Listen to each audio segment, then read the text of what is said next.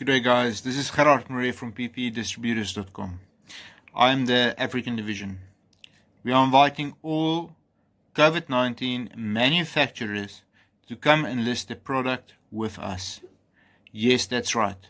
For a very limited time, we are offering the spaces for Africa to be opened up to African businesses that are willing to list the product with us. As you know, PPE Distributors is selling verifiable PPE. Thus, we will assist you with wording, and where else we'll also provide you assistance with anything else. If you want to come in contact with us, just click on the WhatsApp link that you can find at ppedistributors.com. I thank you for your time and for watching this video.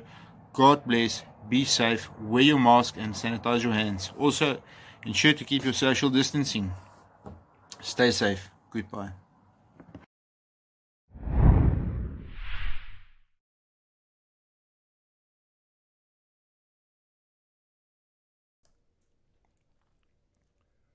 Well, welcome aboard, folks. Good to see everybody here once again on Dob Africa. Chris here, live in central Pennsylvania. How are things today, folks? Let's see who we've got in the chat as we get started here.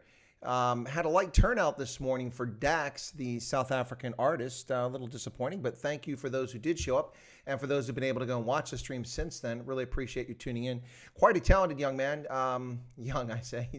He's not exactly 15, but man who pursued his dream, gave up everything, and took a chance. And it wasn't easy. It took him about 18 months to get traction and make progress as a painter and to start making profits. And he had to sacrifice a bit. You got to respect that for somebody who changes a horse midstream and takes a chance on their life. But folks, welcome from around the world, wherever you might find yourself today, tonight, whether it's in New Zealand, Hong Kong, Singapore, Taiwan. Even had somebody in Taiwan in the other day.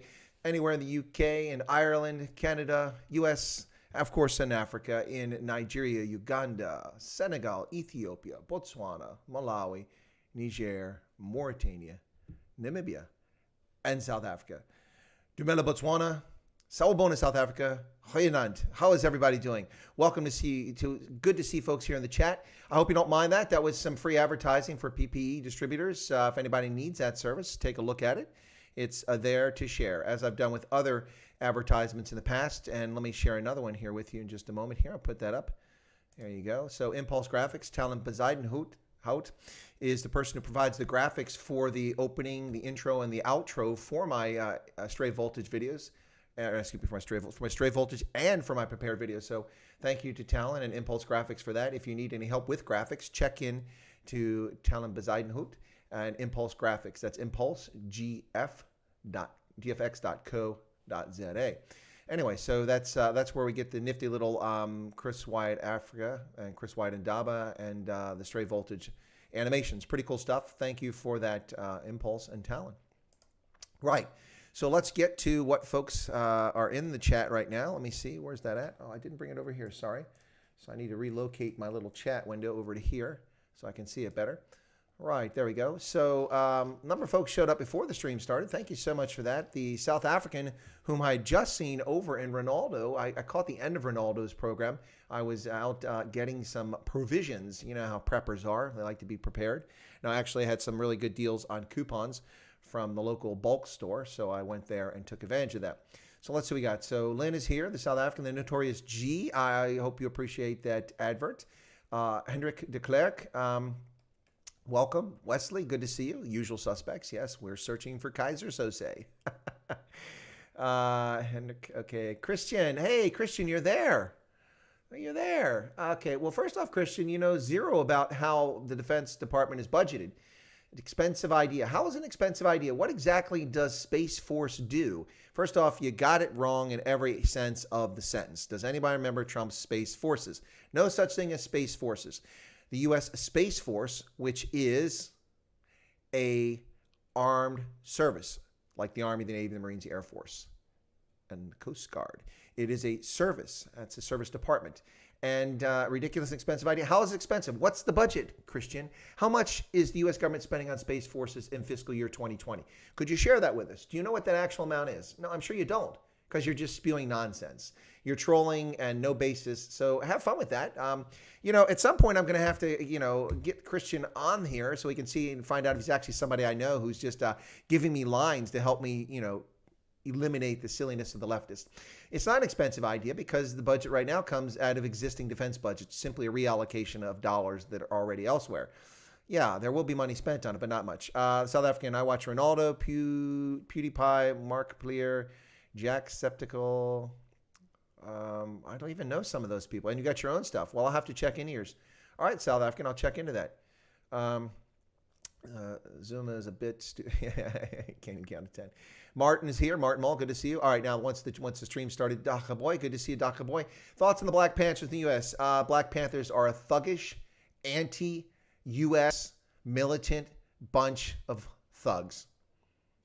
And they always have been since the 1960s. Always have been since Angela Davis's days in the Black Panthers. Black Panthers are not about unity or inclusion or diversity. They are militant troublemakers. Good evening, Hendrik. Lizette, good to see you here. Janse van Rensberg, good evening. Good to see you. Hendo, evening people just came from Loving Life. Okay, Loving Life was on. Linda Smith is here. Ranger G, good to see, or Ranger Jakes, good to see you, Ranger Jakes. Hendrik de Klerk. Brian from the Randburg, good to see you again. Notorious, I missed that. Where'd it go? So it jumped ahead on me. Sorry, guys. Got to jump back here and catch the stream. I'm going to watch the stream again. Jake says, hi, Chris. Elans Fontaine, worrying things happening. Yeah, no, I've seen that. I'm not going to talk about it tonight, but I will be talking about it. I'm waiting for more breaking news on that situation. Videos behind my sound. Okay. Interesting. Well, let me turn off my camera and see if I can get it to catch up. That's not what I wanted. Okay. Sorry, guys. I'm trying to fix this. Okay, we'll see if the video catches up with the sound now. Okay, is that better? Slightly better. Not quite. What I'll do is I'll turn the camera off. Now, I'll do that, then you won't hear me for a minute. So let me just go back. Yeah, thanks for sharing that video. So I can't really control that. I don't know why that's behind. It looks like it's caught up now. Very frustrating. So Impulse material looks very professional. All right, thank you very much. Christian, hope we had a good 4th of July. Well, thank you, Christian. 4th of July was okay. Nothing special. It was okay. It was special in that it was America's birthday, the 244th anniversary of our Declaration of Independence from the United Kingdom and from an oppressive tyrant of a monarch, King George. That's right. We broke away from him. But yeah, other than that, it was just brutally hot. I get a little exercise in. We did some streams. We had a good stream here with Major General retired Johan Josta, whom I actually owe something to, and I haven't had a chance to get to it. I will send it to him later if he happens to be tuning in. I will send that to you, sir. But General Josta and I talked about conservation and wildlife and parks and transborder parks in Africa. It was quite an interesting conversation and discussion. You can check it out. That's the Saturday stream. It's saved under previous streams. Expect more problems over the weekend. AfriForum was talking. Okay. Hendo has his doubts about AfriForum. I'll have to check in to see what AfriForum's done. I don't know. Dildo. Space doesn't exist. We live under a dome. Okay, cool. All right. Okay. What rugby jersey are you wearing today? Which nation? I am wearing Wales, ladies and gentlemen. The Welsh Rugby Union. There you go. 2019 Welsh Rugby Union road jersey. There you go. That's the one from the 2019 Rugby World Cup. Wales. Yeah, it's awesome. I like the color mix. It's kind of a Harlequin setup. Wales. Yep, Dill got it correctly. I don't know because your dear leader doesn't even know. Doesn't know what, Christian? What are you trolling about? Farm invasion. Jake Watson, good to see you, Jake. Van Allen belt. Yeah, the Van Allen belt. It's the Chris and Christian. Sean's having fun. 3 a.m. in Thailand. Oh, wow. That's pretty early there. Wow. Pinar, are you in Thailand? Good evening, Doc Breaker. Good to see you there. Let's see who else we got. The Notorious G. Guys, everyone needs to calm down. Keep in a level head as to what you do now. Yeah, absolutely. Stay calm, folks. Stay very calm. If you're prepared for things, you will be okay. Right. Pinar says, Mana divas hatni include diva is. Oh, okay. Balas. Okay, gotcha. Wales has no idea where the ball is. Okay. Gotcha, Pinar. But I like the jersey. Okay. Okay, and Willem Wiekespies is there. Erica. Hey, Erica. Good to see you there. President Reagan started the Star Wars program, visionary. He did, but that was a strategic defense initiative, and actually some parts of that have already played a role in defense against ballistic missiles and played an important part of securing the North American continent. Oh, Mr. Repatriation Flight. Wow, okay. Wow. Huh, we shall see. Speaking of air, going to be talking about others. Yanni Thunderfeld. Yanni, what did you need to unpack from the car? Starbucks? Yes. Yanni, I did unpack Starbucks. The Starbucks that I purchased come in 15 bottles now. It used to be 12. These come in 15 bottle packs. And what happened was I'm too stingy and frugal to pay the full price. They were $10.99, then they were $11.99, then they were $12.99, then they were $13.99, and they went from 12 to 15 bottles and started charging $16.99, which was a deal until the price went to $17.99. So I'm kind of frugal, and I wait until they have a coupon. So I had $3.50 off, and so I bought one. Also had to pick up some iced tea, some cheese, some crisps. You notice I say crisps, not chips. Crisps in South Africa, and a few other things just needed around the house. I took care of that. I went shopping and saved 40% with the coupons, and then they have a special deal in which you buy certain items that they're trying to sell, and you get a discount on your petrol because they have a petrol station. So I saved, the price of the petrol went from $2.11 a gallon. I know you guys buy in liters most around the world, but in the US and the UK, we still buy in gallons. No, UK buys in liters too, but we buy in gallons in the US. So 3 liters, about 3 liters plus is a gallon. So for a gallon, $2.11, I paid 81 cents a gallon, which would work out to be about, I would say about 30 cents. Oh no, about 26 cents a liter. How's that sound? That sounds like Saudi prices. Yeah, pretty good deal because I got a discount on it. So good to go. Who else we got here? Simba chips, Lay's chips. Yeah. That's right, Eric. I said crisp, didn't I? I think I've seen that. It is at Costco. They have a gas station. Yeah, Yanni, Costco. There's 3 big ones. There's Costco. There's Sam's Club, which is an extension of Walmart. And then there's BJ's, Berkeley Jensen. They have their brand, Berkeley Jensen. BJ's is yet another club. It's located mostly here on the East Coast. The problem is that the Costco is 50 kilometers away from my house. The Sam's Club is on a heavily traveled road, which lots of traffic lights, robots, and things like that. And I don't want to sit in it. So that takes too long. And so I wind up going to BJ's mostly. So, yep. Anyway. All right, cool beans. Erica says exactly. Is AfriForum knowingly letting this get out of hand? All right, you guys are talking about AfriForum. Wasn't prepared to talk about that because I've been out for the last few hours, but I did want to bring up a few other things. Lynn says, can't get any biltong broken. Ooh, sorry to hear that. Oh, you're going to the dentist tomorrow. That sucks. Yeah, when I was in Ethiopia, you guys are going to love this story. So when I was in Ethiopia, I was at the Italian Armed Forces Day celebration in Addis Ababa in my dress blues, with all my ribbons and things. And, of course, they have little bites to eat. So they're walking around, and you go over to the table, and they had, what's that stuff? Bruschetta, the little bread, the hard bread with, olive oil and flavoring on it. So I got a piece of bruschetta, and I was biting on it. What was that? I fractured my molar. My rear molar on the bottom just fractured because it had a big filling in it. It had been there for like 25 years or something like that.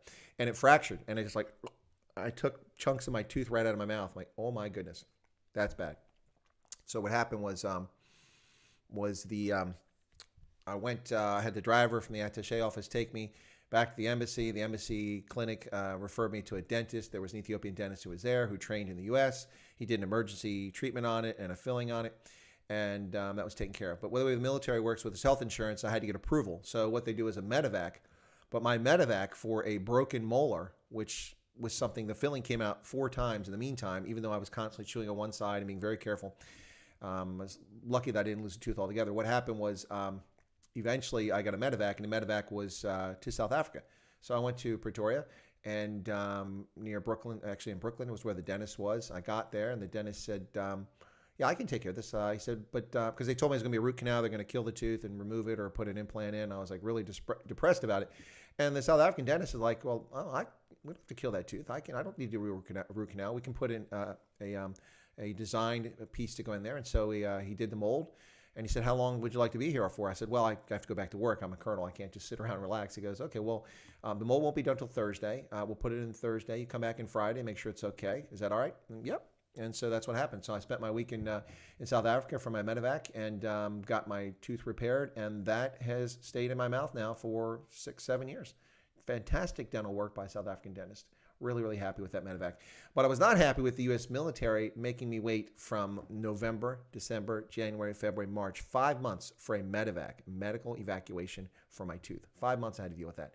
Yeah, so for people who always run around going, well, military, you have the best medical care, you get all these benefits. You need to know the facts before you make those claims, ladies and gentlemen. So, yeah, Lynn, sorry about your tooth. I hope you feel better, and I hope you get as good a dentist as I had in South Africa. He was fantastic, man. I'm telling you. Let's see what else. Notorious was telling Hendo that Ellensfontein is a plot, not a farm. However, they did Petro bomb a house and the people had to move out. Nobody came to rescue. Oh, my goodness. Anyway, let's see. What else we got here? Yanni says, I think I've seen that. Okay, I already covered that. Okay. Southern says, where do you live? I live near Harrisburg, about 20 minutes south of Harrisburg in central Pennsylvania. Yep. Keith says, what's that? Italians. You guys are having fun now. Lynn's just fell out of your mouth. Ooh, yeah, well, mine actually kind of, it broke. If I hadn't been careful, I would have swallowed it. So I'm fortunate that I felt it break. It wasn't painful, but fortunately it worked out all right. Henrik de Klerk says, I would love to come to America again one day. I worked in Maryland for a landscaping company, but this time for a holiday. Yeah, well, you should come to America for a holiday. And in fact, you should go to Maryland for a holiday. The Chesapeake Bay is amazing if you like water sports, if you like the outdoors. Western Maryland is beautiful. Pennsylvania is beautiful. So much more to see. Those aren't even the interesting places in America, and that's interesting. Lots of sports to go to, professional sports, although the NFL is off limits. I'll never go to them again. Do I know Colonel Frere? I do not, Notorious G. Yeah, you should come back to America when you have a chance there. Super glue can't fix. Yeah, no, I'm not putting super glue in my mouth, man. No way. The South African says, live in Kimberly, 1,000 miles from Cape Town. Okay.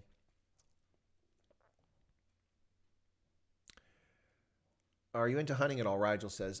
Rigel, when I was a youth, I used to hunt quite a bit. I'd hunt squirrel and quail, pheasant, turkey, deer, lots of things like that. But we don't have a big game. Deer is the biggest game. We have elk here in Pennsylvania that were reintroduced after being wiped out. And they're doing quite well. The elk herds are growing. I think there's like 400 or 500 of them now from just a handful that were introduced a few years ago. But the biggest thing around here before that is deer. And that's what I did when I was in my youth. But then I joined the Army, and I couldn't do any hunting. Couldn't take my rifles and shotguns and handguns with me around the world. It was too complicated to get approval, and certainly not for 30 of them. And so there's no way they're going to let you bring 30 rifles and shotguns into a country when you're visiting or staying there as a foreign military person. So I kind of left them back home in Ohio, and over time, my stepfather would say, hey, look, someone wants to buy this. Are you willing to part with it? And over time, I just let them all be sold off until I got down to just one thing left, a Montgomery Ward 1880 model 22 long rifle pump action. It was pretty cool. Unusual thing. It was really old. It was kind of an antique when it was first given to me for Christmas. The first time I fired it, the retaining pin for the spring busted and it shot out into the yard and I couldn't fire it again. It wouldn't rechamber the round. So no, I'm not really into hunting. Nothing against it. Maybe I'll do it again one day, but it's not something I've done in a long time. Janie says, Blue Mountain coffee, a French plunger, boiled water, good quality milk, and a large ceramic coated. You guys. Let me see what else we got here. Bournemouth. Okay. I know where Bournemouth is. Yep. In the UK. Cape Town. Bite Your Ankles is here. Good to see you, Bite Your Ankles. Notorious G says, when are you taking us to the range? Actually, I might go to the range if you guys are interested in that and make a few videos. There's a range pretty close by, and I might check it out sometime soon just to see. I drive by it quite frequently, but you can hear gunfire oftentimes on weekends or evenings when people are at the range. Not to mention that there's a racetrack nearby me, and I can hear the cars racing around the dirt track in the evenings on Fridays and Saturdays all summer long. They're quite loud. Lynn had a Smith & Wesson over and under shotgun. I like over and unders. They're kind of cool. Double barrel is nice, but I feel that I prefer the way that over and under rest in your arm. It's a lot more comfortable than the double barrel. Yeah, Yanni says that would be awesome. Oh, from the range, you mean? Eureka says, I'm on an alpha gal support group and can't believe the things they eat in America like gator and squirrel. No, we eat squirrel. Not many of us anymore, but we do. Harley Quinn. Gotta watch that movie again. Chris, people are talking about facing down Ellensfontein Landgrabbers with paintball guns. They never faced an ANC mob. Going to get slaughtered. Yeah, let's not be prompting any activity in Elandsfontein. Let's let SAPS get out there and see what happens. But your rank says, I don't quite understand this popular vote thing that it was decided in your Supreme Court today. Will you please explain it? It sounds like the Dems are trying to change the law to win. I'm not aware of that. I know that Donald Trump supposedly signed some sort of executive order about the members of the Electoral College. So I'm not so sure if that's what you're talking about. Okay, let me see. Popular vote decision. Let me see if I can find out what you're talking about. Electoral College voters can be forced. Well, yeah, okay. Well, great. That's excellent. Well, it wasn't Trump. It's not even Trump at all. It's actually Supreme Court. Electoral College voters can be forced to back state popular vote winner, Supreme Court says. States can require Electoral College voters to back the victor in their state's popular vote, the Supreme Court ruled unanimously Monday. Well, I think that should tell you everything you need to know about the decision, ladies and gentlemen. It was unanimous. All 9 justices, including the dyed-in-the-wool lunatic leftists like Ruth Bader Ginsburg, actually voted to say this. So let me explain this. I can help you out with this very quickly. Okay, so in the United States, we select our presidents based on the Electoral College. Yes, people get to vote for them, and it's more direct than it is in South Africa, because in South Africa, you're not even voting for the candidate. You vote for members of parliament, and then the parliament selects the president. It can be anybody president. I mean, John Steenhuisen could be president. Of course, you aren't getting enough ANC members of parliament to vote for him, but he could if they voted for him, even though he doesn't run for president. What happens is in the U.S., people run for the office, and in every state, people vote. In 48 of the 50 states, the winner first past the post. If you win California by 1 vote out of the 13 million votes cast or 12 million votes cast in California, if you win by 1 vote, you get all 54 of California's electors in the Electoral College. First past the post. That's the way it is. Now, the Constitution leaves it up to the states on how they decide to apportion their electoral votes. So historically, states have been first past the post. So if you win the state by 1 vote or 1 million votes or 10 million votes, you get all of the Electoral College votes. You get none if you don't win it. But 2 states, Maine and Nebraska, chose years ago to apportion their votes. Both are small, and so they have very little impact on the election. But what you'll see is that you can see both candidates, or more than 2, if you have more than 2 candidates, can win electoral votes in Nebraska and Maine by winning the congressional district. So if you win a congressional district in Maine or in Nebraska, then you get the electoral votes. If you don't win the state by the popular vote, it won't matter if you win that congressional district, you'll get that one. But there's only a handful of votes in those 2 states, so it doesn't make a big difference. But frankly, I have a real issue with it because congressional districts are designed by Congress, and that gives the Congress more influence over presidential election than the Constitution intended. So I take umbrage with both Maine and Nebraska. I think they're a bunch of chuckleheads who need to get their act together and change their system. I don't know how this affects this now, but what was happening, it was an effort here by the Democrats and the progressives to undermine our presidential election by changing the system because they lost. They lost by the rules, and it hurt their feelings. Their bum hurt. So what they wanted to do was change our system and force the system be that you could change if you didn't want to vote because you didn't like Donald Trump, even though he won the state, you could vote for the other guy. So what that would do, ladies and gentlemen, is it would negate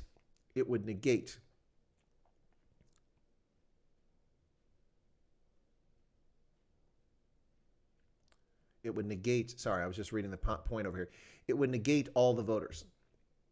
So that's what was going on. So what this decision does is it requires the Electoral College voters to vote for whoever gets the popular vote in the state. Now, there's other machinations going on here, so I'll have to digest a little bit more because I didn't see this court ruling. Someone mentioned it to me a while ago, but I didn't have time to prep for the show, so I'll get back to it. But that's kind of what's going on there. Ask me that question again tomorrow. We'll talk about it. Sorry about that. Bite your ankles. But ask me about it again tomorrow, and we'll talk about it. And I'll also take a closer look at Elandsfontein tomorrow to see what the situation is there, and we'll discuss that on the program. But yeah, let me make sure I save this very quickly so I don't forget about that. I have to save notes to myself here. Okay, so also hunt with a camera. Well, I do hunt with the camera. I've got lots of wildlife photographs, especially of cheetahs, leopard in the Okavango Delta, lions devouring a Hemsbok. So I do hunt with a camera. That's true. I've been doing that for a good 20, 30 years. Used to live in Georgia. Okay. Good for an elephant in the old days. Problems. Yanni says, I need to send you a photo of my Beretta Silver Pigeon. I use clay pigeon. Oh, that's cool. Okay. Feeney Simpson. Welcome, Feeney Simpson. I don't recall seeing you before. Welcome to the channel if you've not been here before, if you've just been quiet.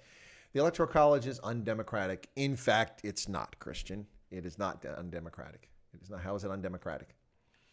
So then South Africa is undemocratic because no one votes for the president.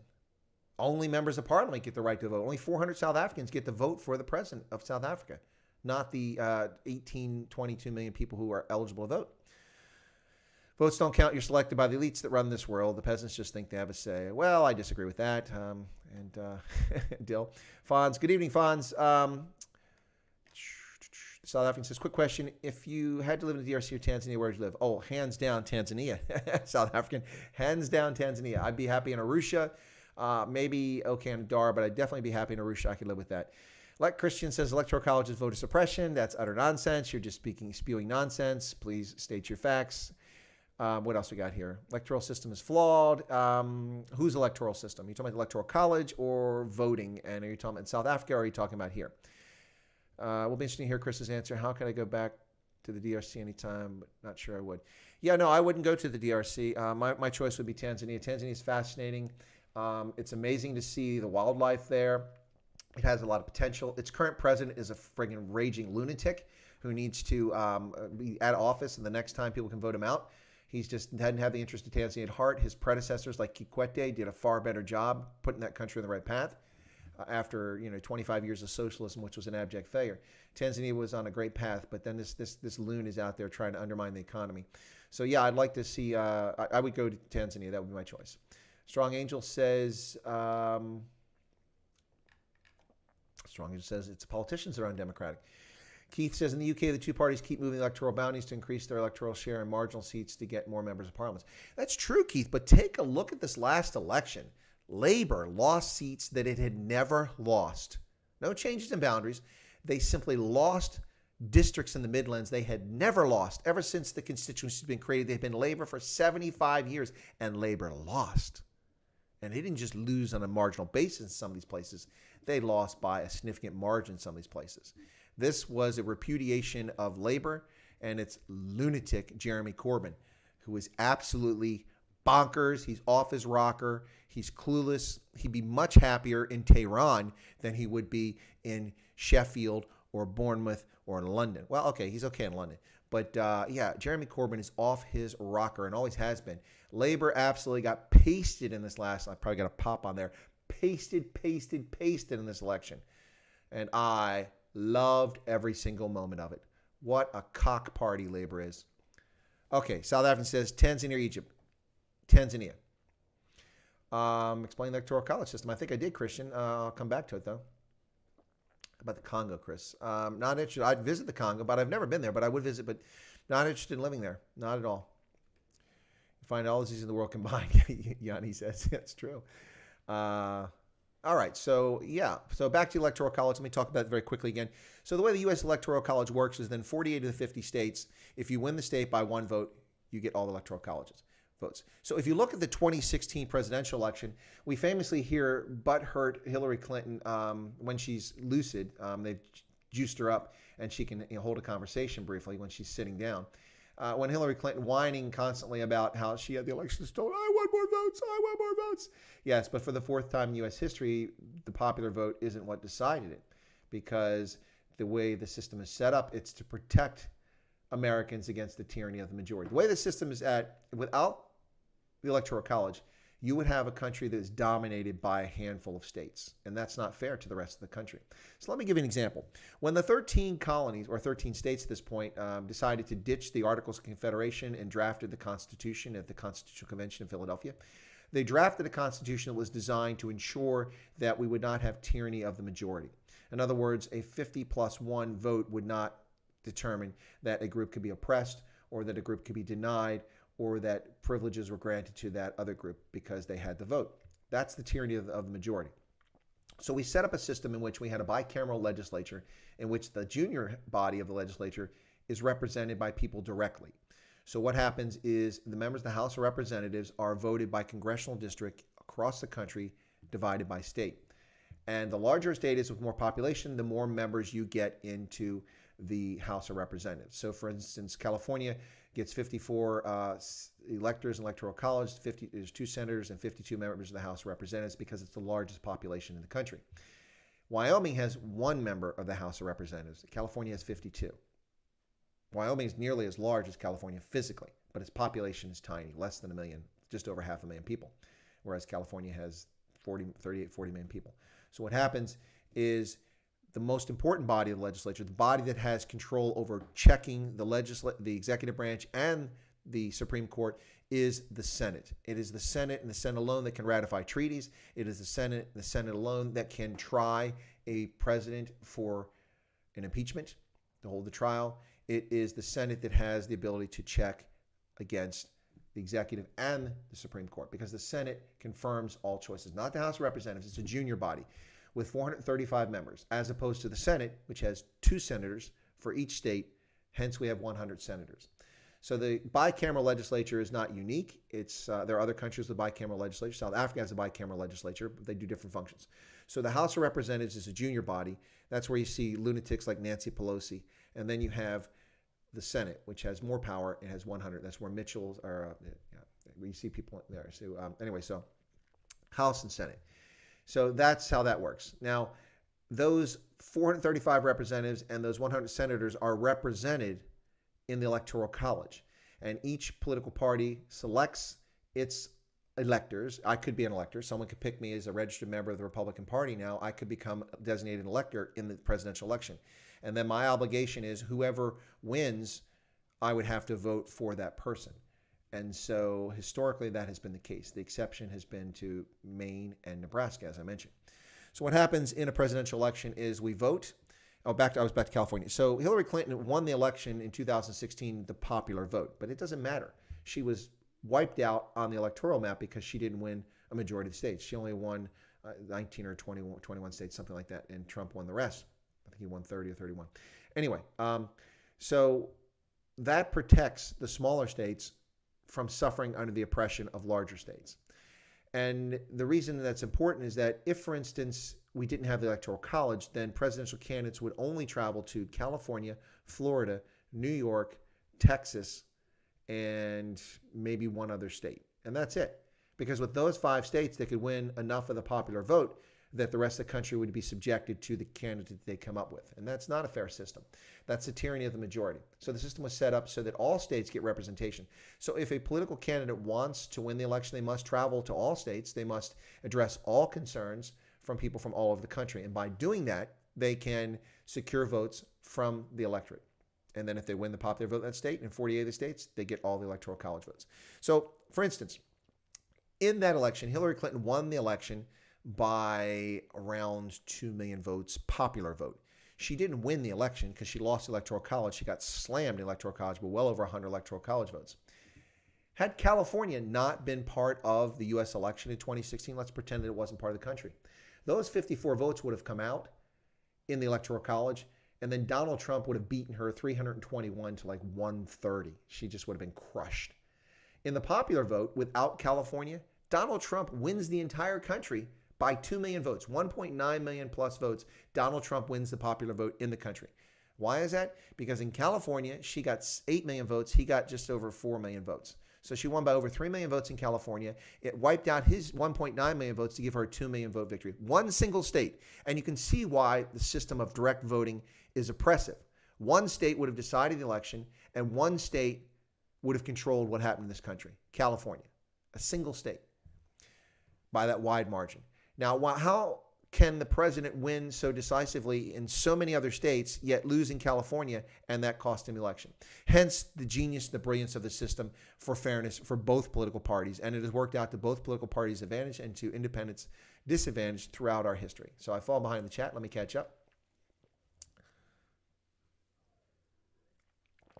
South African says, isn't it 270 votes? That's correct. You get a win at 270. 269 does not get you a majority. Oh, a strong angel. Let's see. So Nigel says, oh, no, okay. Keith, there's a good representation of people's perceptions in our parliament.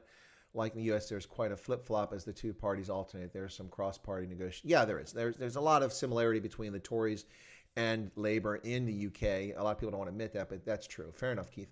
Yeah, please smash the like button, folks. Give me a like button, a little smash here, a little e-begging right here. By the way, yeah, so talk about e-begging here. Let's put this up.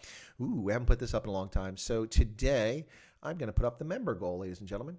Right, there you go. So the goal is 75 members to Chris White Africa. We're currently sitting on 63, and I've set that to run for 3 days. So if you'd like to become a member of the site, please feel free to do that. You can do that on your computer or your laptop, and just smash that join button down there. And if you have a card set up with Google, with YouTube, then you'll be able to become a member of Chris White Africa. 3 tier levels: recruit team member, which is $1.99 per month, 10 Rand, so it's like 65 cents US in South Africa, and then $4.99 for the platoon leader level, and then $9.99 for the master and commander. Yeah, so if you'd like to become a member of Chris White Africa, it is open. It's always open, but I just thought I'd highlight that there. So there, a little bit of e-begging right there, just to have a little fun. Christian said, what happened to one person, one vote? Well, what do you mean, Christian? In what context? I vote for a congressman, one person, one vote. And whoever gets the most votes wins. That's how it works. Nothing happened to it. It's alive and well. Robert says, I think democracy is a failed concept in South Africa. The majority vote for socialism because they promise free stuff. Yeah, that's one disadvantage of it. But it's like that in democracy, not even just in socialism. You know, parties that aren't socialistic will promise voters, I'm going to do this, I'm going to do that, I'm going to deliver this for my district, which are things that are parochial and in the interest of local, but not national needs. So there you go. So Tom says, did you do a lot of rugby traveling on transition leave before you retired? Absolutely, I did, Tom. I spent a month in Japan for the Rugby World Cup, and I went to supposed to go to 18 games in a month. Try that, folks. That's super challenging, especially in a country as large as Japan. But I was supposed to go to 18 games. One of my games between Italy and the All Blacks was wiped out by the what's the word for it? That tropical storm or hurricane. What's the word I'm thinking of here? Can't think of the word right now. But Hagibis wiped out typhoon. Thank you. Typhoon's the word I'm looking for. Typhoon Hagibis wiped out the game. It was canceled, so I didn't get to it. So I got 17 games in 30 days, traveled up and down the length and breadth of the center and southern Japan. Quite amazing. Saw all but one of the teams, I think. I think the only team I didn't see was Japan. Ironically, it's Japan, but I didn't see it. But of course, that's because the Japanese won all those tickets. And I'll explain my theory on World Cups here in just a moment. Okay. What do you think about King Leopold statues being removed in Belgium? I think it's stupid, Brett. I think it's moronic. Anyone that studies history knows that King Leopold was evil in terms of the Belgian Congo, but he was the monarch of Belgium, and the monarchy still remains in Belgium. So why would you tear a statue down? That's just childish and juvenile. I think those people need to be taken out like they handle people in Singapore and caned in public for their behavior. And we'll start right there. Notorious G says there is a dislike. That's fine. There's always a dislike. That means you've got trolls. Oh, thanks a lot, Yanni. Yanni put the link in there for learning about subscriptions, memberships, super chat, and all that stuff. Yeah. So for those of you who don't know, there used to be this program years ago, about 30 years ago in the U.S. called Clarissa Explains All with Melissa Joan Hart. She was a young girl, teenager, and she would like kind of talk to the camera, and it was her family life. So that's why I kept Chris Explains All. I didn't think many people get there. Christian says, I'm living in the wrong country. If you want suppression, move to Israel. Oh my gosh. Suppression of what, Christian? Who? Arabs? If Arabs are suppressed in Israel, then why are there Arab members of the Knesset? Why are there Arabs serving the bureaucracy of Israel? Why do Arabs serve in the Israeli Defense Force? Your fairy tale fictional lie propagated by leftist lunatics around the world to lie about Israel is unfortunate.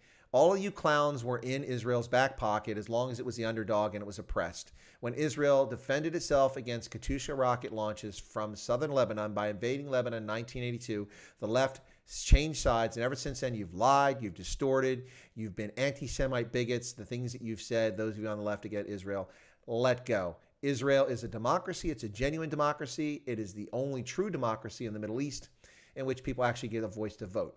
And that's a fact. And you just can't handle that on the left. It's just too hard for you to deal with. It's painful. Your butt hurt. Robert said, hey, we can still work towards democracy by explaining what it really is and then debate and challenge return. Yeah, well, there you go. Brett says, I support, He supports King Leopold's statue being removed. They'll support removing statues of Patrice Lumumba. I don't, Brett. Not at all. I think removing statues is a foolish exercise. I mean, it serves no purpose whatsoever. None whatsoever. What do we learn by that? This is like the lunacy of removing the Scarlet Letter or taking Huckleberry Finn out of schools and not letting kids read about it, or banning Gone with the Wind as a movie. Why? What do you achieve? How do people learn right from wrong if the examples of wrong behavior are removed? Then you just listen to some tyrant that tells you what's right and wrong. You take dictates. It's like 1984 or the movie Brazil. Terry Gilliam in the movie Brazil. No. I don't agree with you, Brett. You don't remove statues. That's just stupid, in my view. It's just dumb to take the statues down because now people won't learn. So I've been to the Leopold Museum, which is in Brussels. And in that museum, which is named after him, and it talks about the Belgian Congo, you see the horrors that took place. But because it's named after him, should we rename it or get rid of it? If it was called the Belgian Congo Museum, I probably wouldn't have gone. But knowing about King Leopold II and knowing what he did in the Congo and what his agents did in the Congo, when I was in Brussels, my colleague and I wanted to go to that museum because of that. And we went and we learned and we saw about the horrific things. I'll never go if they take the statue down. To hell with them. I'm going to listen to tyrants and fascists. Why are you not here in Portugal? Ooh, so Christian is in Portugal. He's not in South Africa. Well, that makes sense to the Portuguese. That's the first time Christian. Oh, no, Fonz is in Portugal. Sorry, Fonz. Yeah, I thought Christian was in Durban. South African says, this is going to get kind of political. What is your fought on the strikes in the U.S. following the police murdered George Floyd? I think the South Africans asked, what are my thoughts about the strike? Are you talking about the protest in the U.S. following police death? Okay, let's fix that first off. The police didn't murder George Floyd. A former police officer murdered him. Let's not use that. That's the language of the left. That's distorting facts. The police did not murder George Floyd. He died in police custody. That's a true statement. He died at the hands of a serving police officer who is now in jail, charged with his murder. But he didn't die at the hands of police. That's nonsense. I know that's not your intent, but I'm just making a clear distinction here. Brett says, what's your favorite Japanese city? Well, I really, really liked Kyoto. It was kind of cool. I don't know if it's my favorite, but I really liked it. And beyond that, let me see. Let me look real quick at my map here of where I went in Japan. So, I don't want to sell any place short when I say Japan. So let me see. Look at the map of Japan here. I'll call this up and let me see which ones I was really partial to. So come on now, it's freaking Google's not working properly. There we go. Finally, like I said, I really liked Kyoto. That was cool. There we go. Kyoto. I would say that Kobe and Osaka, not so much Osaka, but Kobe. I really, really like Kobe. Kobe's a cool town, really cool place. Osaka was interesting, but that whole range right in there from Kyoto to Osaka to Kobe was really a nice spot in Japan. But I also really, really liked going south. I went down to Kumamoto. Kumamoto was really nice, and Fukuoka was okay, but Kumamoto. I like Kumamoto, Kobe, and Kyoto. Those are probably my favorite places. Tokyo, you got to see. It's a place of its own. You just got to see it, but those are the places I liked. It was my favorite city. All right. Brett says, I've heard that Belgium's oppressive rule in the Congo is not taught in Belgian public schools. Yeah, I've heard that too, but I've never gone to Belgian school, so I don't know. It's also not taught here. No one taught me about the Belgian Congo. I mean, it's Africa. Why would anybody teach that in U.S. public schools? You learn very little. Christian says, why would I advocate for war, Chris? Isn't that what Trump was going to pull off? He thought the wars were stupid. Okay, Christian. Yeah, Ronald Reagan's going to lead us into nuclear oblivion with the Soviet Union. No, he defeated the Soviet communism. Donald Trump is going to lead us in the war. What war? He's taking us out of wars. Come on, man. On TV, not custody. I don't know what that means. He was in custody. The police were arresting him, and they pinned him to the ground, that police officer. Brett says Kyoto was awesome. Been there. Temple. Yeah, temples are really, really cool. Also went up the tower in Kyoto and took the images from around the city. That was kind of cool to do. I really enjoyed that. Sorry, Fonz of the Western Cape. Okay, gotcha. America would love to visit Japan, but I wonder if we'd be able to travel as freely as we used to. Yeah, it's a good question, especially it's so densely packed. Japan is so full of people. But listen, the thing about Japan, I would say, is that if you're going to go, ladies and gentlemen, if you go to Japan, you need to go for a week or 2 weeks at least, okay? And you got to time things correctly. Let me explain what I mean. So what you want to do is buy a Japan Rail Pass because it is the bargain of the century. Let me tell you, I spent, I think, about $1,500 on 2 rail passes, a 7-day and a 21-day rail pass, and that saved me probably about 8 or 10,000 US dollars for travel. Seriously. Trains in Japan are god-awful expensive. God-awful expensive. And you can only buy the rail pass outside the country. What you do is you go to the Japan Travel or someplace like that. You buy a voucher with your credit card, and they can mail it to you if there's enough time, or you can collect it at the airport when you arrive in Japan. Anyway, I recommend you do that. It's better than a Euro Pass. Far better than Euro Pass. The Japan Rail Pass is amazing. You get to travel on the Shinkansen, which are the high-speed rail trains. Now, not the fastest. They got the bullet trains. You don't get those because those are super expensive. But you can book on the Shinkansen. Plus, what you can do is book yourself first class. And if you can afford it, I highly recommend getting a first class ticket. I had a second class ticket for the first week, and then my 3-week ticket was at first class. Oh, good Lord. The reason I say it's so nice is because in Japan, if first class is booked, you can get second class. But if second class is booked and you have a second class ticket, you can't get first class. So just book it. It's worth it. The differences between first class and second class are worth it. I truly, truly, truly enjoyed the experience. The Japanese are wonderful. But guess what, ladies and gentlemen? They don't speak English for beans. They don't speak English for beans. all the things that we expect that the Japanese would be English speakers is simply fiction. I would say that less than 10% of the Japanese I met throughout the country, including in places where lots of people speak English, like Yokohama, which has a lot of foreign presence, less than 10% of Japanese speak any English, and those that speak it, maybe 5% speak it proficiently so you can have a conversation. That was a real challenge. It left me on a spot, particularly at the early part when I was trying to figure things out and I was dragging my suitcases along and trying to get to a U.S. military naval station so I could stay overnight there. But I will tell you that plan on staying. Now, if you're going to arrive and stay in Tokyo the first night, then don't start your rail pass that night. If you're going to be in Tokyo for 2 or 3 days, because you can travel around with the subway in Tokyo, but what you should do is get your rail pass for when you're ready to travel the country, and then make sure it carries you through your last day so you can take you back out to the airport. But anyway, Japan Rail Pass, unbelievably good deal, fantastic, money well spent, and my time in Japan was really well spent. And of course, ultimately, it all came down to the most important thing: Springboks, William Webb Ellis Trophy winners, 3rd time, ladies and gentlemen, 3rd time, record-setting, 3rd time. Yes, I know those All Blacks also won it 3 times, but who cares? The Springboks won it, and so that was great. I wasn't there for the win. I watched it back here in the States, but I went through the pool stage, which I find more interesting because you can see all these little countries playing on the world stage. A lot of fun.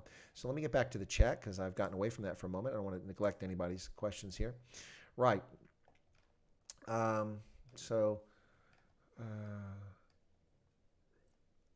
Linda says, a friend of mine had an excellent suggestion of remodeling statues to be inclusive of what people are protesting.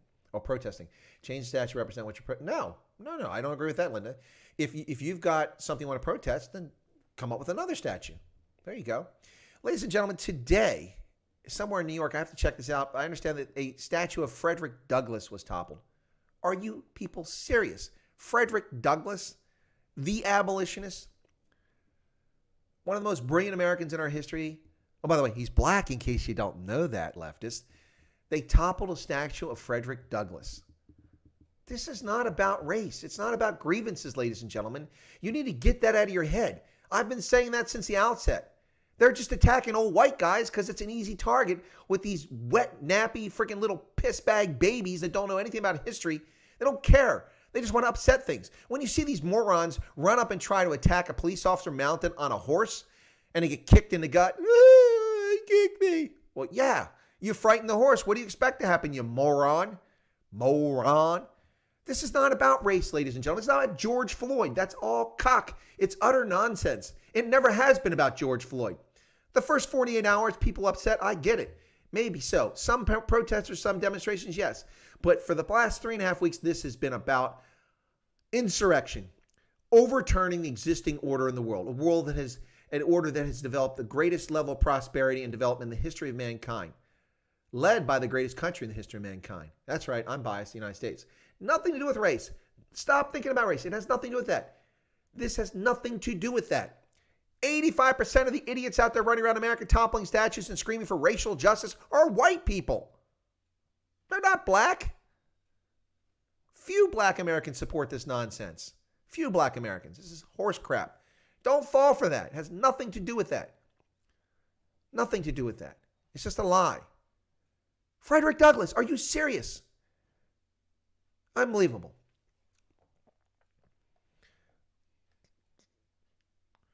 Brett says the evils of slavery are taught in U.S. public schools. Also, the evils of the U.S.-Philippine War from 1902, Jim Crow evils. Not when I was in school, but they're taught. I don't know what's taught in schools, Brett. I don't have any kids in schools right now. I've heard lots of scary things about what's taught. I was taught about slavery, but it wasn't taught from the standpoint that it was evil. We talked about it in American history. I learned about the U.S. The Spanish-American War, not the Philippine War. That's something I learned afterwards. The civil, not the Civil War, but the Philippine insurrection I learned about after I finished high school. And Jim Crow, I was taught about Jim Crow in high school, but I was also taught many other things, Manifest Destiny and so on. All the wars are orchestrated. Well, of course they are. I mean, that's the purpose of a war. Brett says, I took a bullet train from Osaka to Nagoya. It's freaking awesome. Yeah, no doubt. Well, I'll tell you, the Shinkansen are pretty cool themselves. They're really fast. You get like 4 hours, you can get from one end of, well, 8 hours, excuse me. From Tokyo to Kumamoto is about 8 hours, but it's really, really cool. Brett says, when I was in Japan, plenty of people spoke English, many in Osaka. Yeah, well, Brett, when you say plenty, I met plenty too, but as a percentage of people I met, it was pretty small, actually. It was not very high.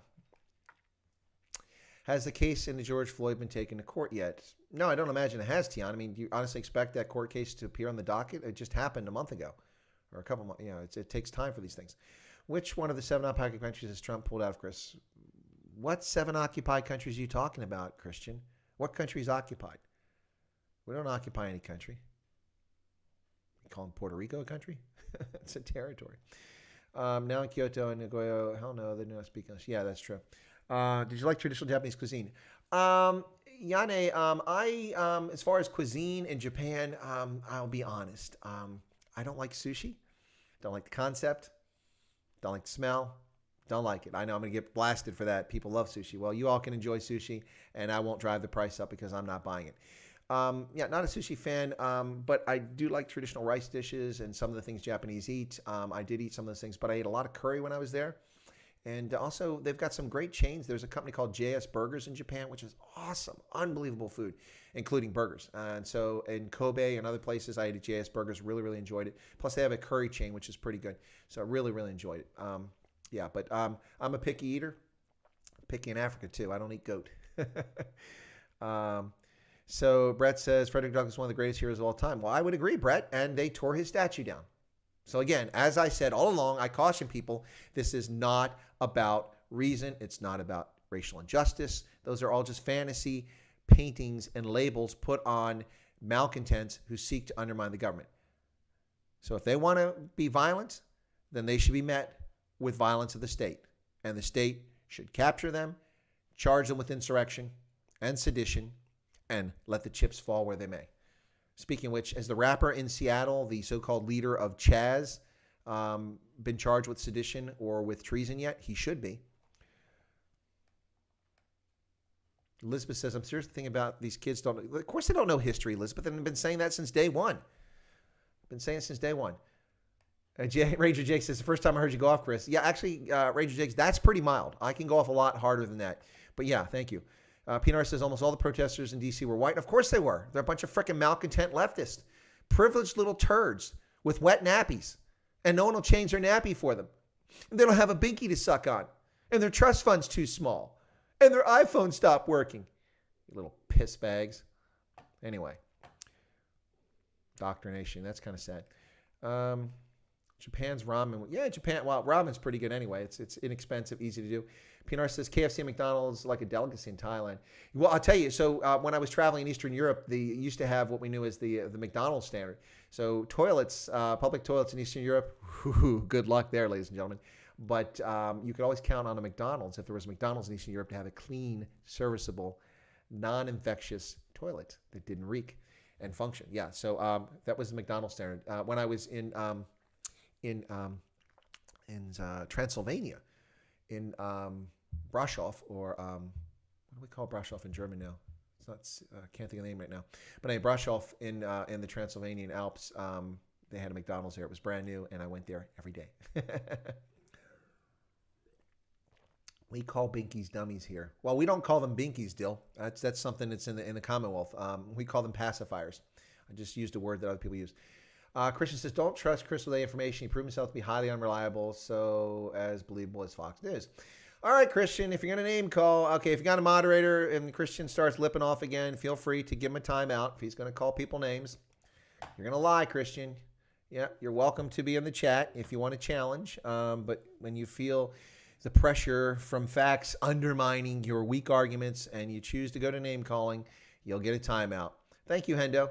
You've gotten a timeout, Christian. You've gotten a timeout. So take a deep breath. That's 5 minutes and hang in there.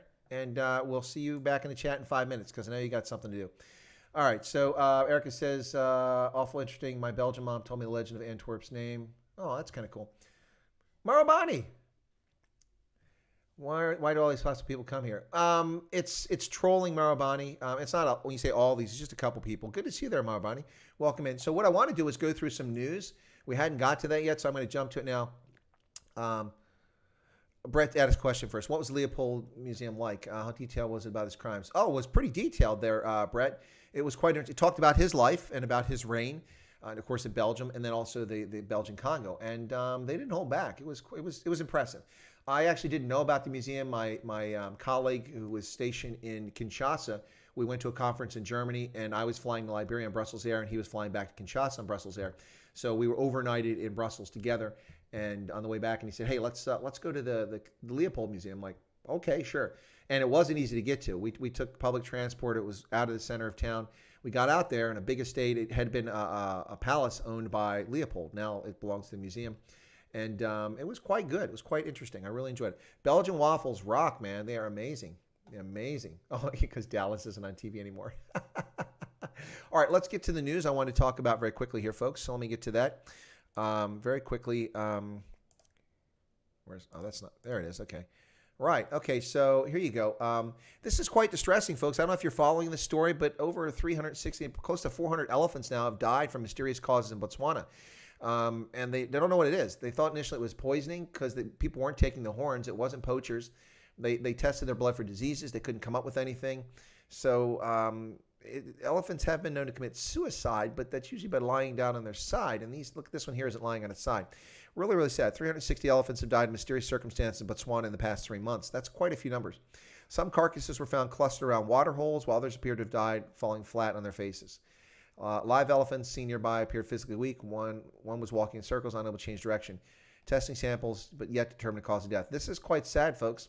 It's a very unusual number and a high number of dead elephants. You can see that one lying there in the bush, and you see the water hole there. There's 2 dead elephants on the side. So this is really, really sad. There's 130,000 elephants. It's actually more than that. That's the public figure they give out that are in Botswana.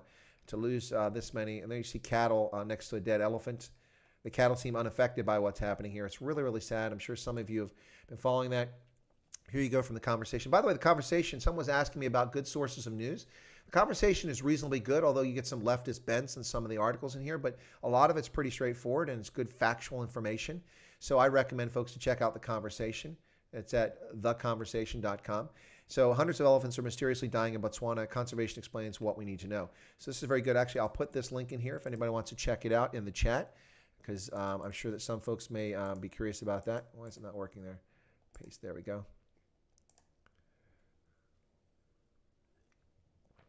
There you go. All right. Brett says too early to resume schools. 4 teachers, 1 security guard, and some have died from COVID.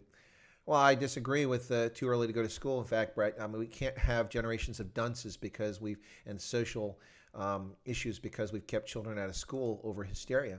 You need a more effective system of testing those who need to go to school and teach. So here you go. This is interesting news. This is from Namibia, excuse me. Locals in northern Namibia hail Chinese food donations amid COVID-19 pandemic. This is from a couple days ago, or yesterday actually. In Windhoek, benevolent efforts of the Chinese business community in the northern part of Namibia are helping locals meet nutritional needs amid COVID-19 pandemic.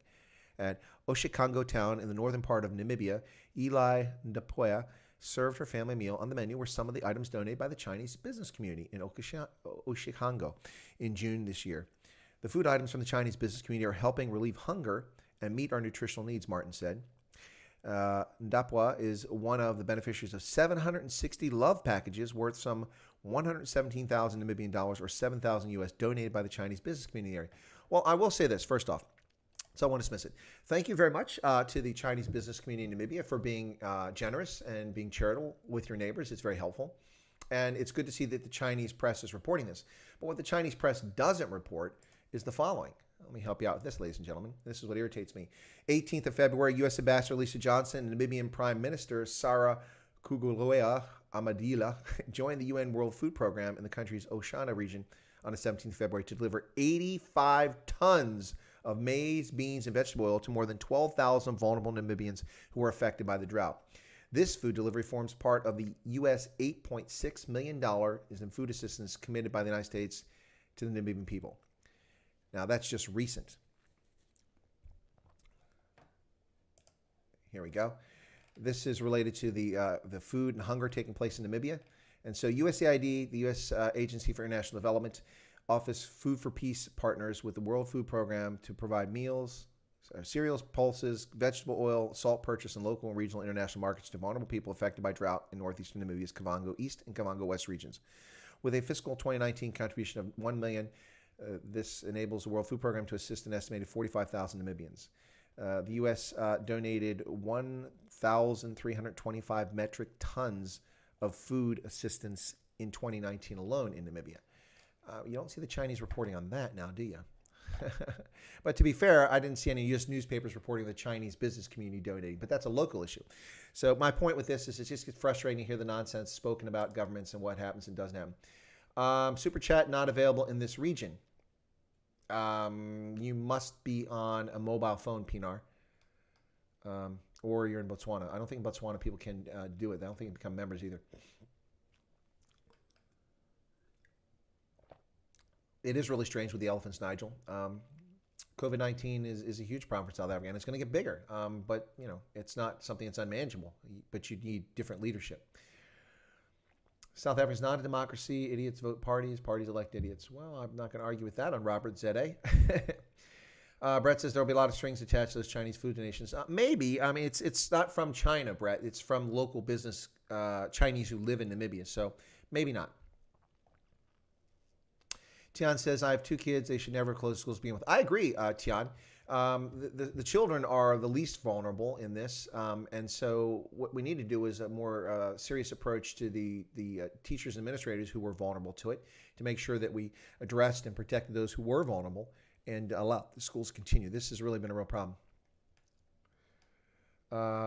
Keith says, "Oi, Chris, working for the CCP? Okay, providing some balance." Yes, no, Keith, come on. I'm a factual guy. I'm not going to hide the facts. I mean, the Chinese are providing that, and it's a local business community. Smart. If I lived in Namibia, I would be charitable to people around me who are in need. So the Chinese are not being stupid who live there. Smart. Okay. Christian's back. Hey, Christian, good to see you again. Why are your followers scared of me? Nobody's scared of you, Christian. You were disrespectful unnecessarily so with no basis. You told people that I lied, and that's not true. You have no basis for proof of that. And so I told my monitors, because my monitors don't censor people unless I tell them it's okay. So I gave my monitors permission, if you misbehave, to send you for a little nap. And that's what happened. Nobody's afraid of you. Brett has given a super chat of $1.99. Well, thank you so much for that, Brett. Let's see what your super chat is about. What do you think most Africans in Africa think of Obama? Let me get to that in a second. That's a good question. Elizabeth said, UK government announced COVID-19 is no longer considered to be a high consequence infectious disease in March already. Yeah, well, I would agree with that. I think that this hysteria is the greatest political hoax of the 21st century. Now, because Harry Mako got upset the other day, and I understand where he's coming from. That doesn't mean it's not dangerous. It doesn't mean that it doesn't kill people. It doesn't mean that you don't need to protect people and we need to take measures. Absolutely. But I would also take measures against influenza. Each influenza season, I get a vaccination. Even though the efficacy is questionable from season to season, I also wash my hands frequently during the winter months when we are most vulnerable. And I never touch door handles, by the way. When I walk into a shop, I've always used my elbow to push the door open. Never use my hands. Never. I've lived in Africa, man. I've had some really nasty gastrointestinal problems in some places, especially in West Africa, from people who don't wash their hands to prepare your food. So I learned my lessons a long time ago. All right, so Brett, back to your question. All right, so Brett's question, what did most Africans in Africa think of Obama? Well, let me tell that story by giving an anecdotal story, okay? So I was at U.S. Africa Command in 2000. 2011, I think it was, summer of 2011, might have been 2012, but it was before Obama ran for before he got reelected. And the Africa Command hosts journalists, print and broadcast journalists from all over Africa. They pay for them to come to Stuttgart, and they get to visit the entire command. Obviously not the classified spaces where classified information is protected, but they get to go all the directorates, talk to everyone, plans, training, exercises, the J5, the J9, all these places. And they also get to meet with the commander of Africa Command. And they spend an hour and a half with the commander, and he gives a short briefing, and then the rest of the time is devoted to questions, and he takes their questions. And every topic is on the table. And we do this so that it's an interest of transparency, and it's also so that Africans learn more about what Africa Command is. It's a program that was started early after the command was formed by its first public affairs officer. It was a brilliant plan. Colonel Childress started this program, I believe, and it continued on. But when I was in Stuttgart, assigned to the Africa Command in 2011, I think it was, or 12, anyway, they invited a group of journalists from Zambia and Kenya to come up to Stuttgart. So because I was the Africa guy, was the most experienced foreign area officer on Africa at the Africa Command as a lieutenant colonel, I was invited to join them for some of the events, and then there was a get-together towards the end of the week that they were there, and we went to the local community club, which was right there by the entrance. And so I had lunch with them, and they sat me down right in the middle of these journalists, and I had met some of them, so we're talking. And one of these journalists from Zambia, for some reason Obama came up, and the journalist from Zambia says, "Oh no, Barack Obama's amazing. He's done so much for Africa." And I didn't say anything. I waited. I just kind of like, to myself, I didn't make this facial expression, but this was my face like, are you high? Anyway, so he had 4 years in office, and he'd done virtually nothing for Africa. Of course, this is before he ever had his Africa Summit. So the Africa Summit took place after this. Anyway, so before I ever got a chance to jump in, his colleagues from Zambia and the Kenyans are like, "Excuse me? What are you talking about? Barack Obama? What has Barack Obama done for Africa? Nothing." And he goes, "Oh no, but Barack Obama, PEPFAR, and the Africa Growth and Opportunity Act, and the Millennium Challenge account." And I just sat there like this. I'm like, and one of the journalists says, "Colonel White, I think I know what you're distressed about." And I said, "What do you mean?" He said, "Should I tell him?" And this is a Kenyan. And I said, "Yeah, please go ahead." He said, "Well, first off, the programs you just mentioned are not Barack Obama's programs. PEPFAR was created by George Bush. The Millennium Challenge Corporation was created by the Bush administration. And the Africa Growth and Opportunity Act was created by Bill Clinton." And then I jumped in. I said, "Yes, Bill Clinton only had about 1,600 goods and services in the first version of that law. But the Bush administration extended it twice, so that it included over 7,800 goods and services and expanded the number of countries in Africa from a dozen to 34 at the time. Now it's more than that." I said, so anyway, this guy from Zambia was like, "Huh? No, Obama did all that." No, he didn't. So that's how I answer the question, Brett, about for your super chat for Barack Obama, how he's viewed in Africa. My experience, which is not universal, there are people in Africa that absolutely love him. There were plenty of people in Kenya who loved him in 2008. But by 2016, there weren't many people in Kenya that really gave a flip about Barack Obama because they saw that he delivered nothing. A big fat nothing burger for Africa. Now, during his tenure, the Power Africa program was created. The Food for Peace program was created, but these were existing funding lines that were co-opted with a new name and changed very little. Now, USAID will take great offense if they hear me say that they've accomplished very little with Power Africa. That's because they think they've accomplished a lot.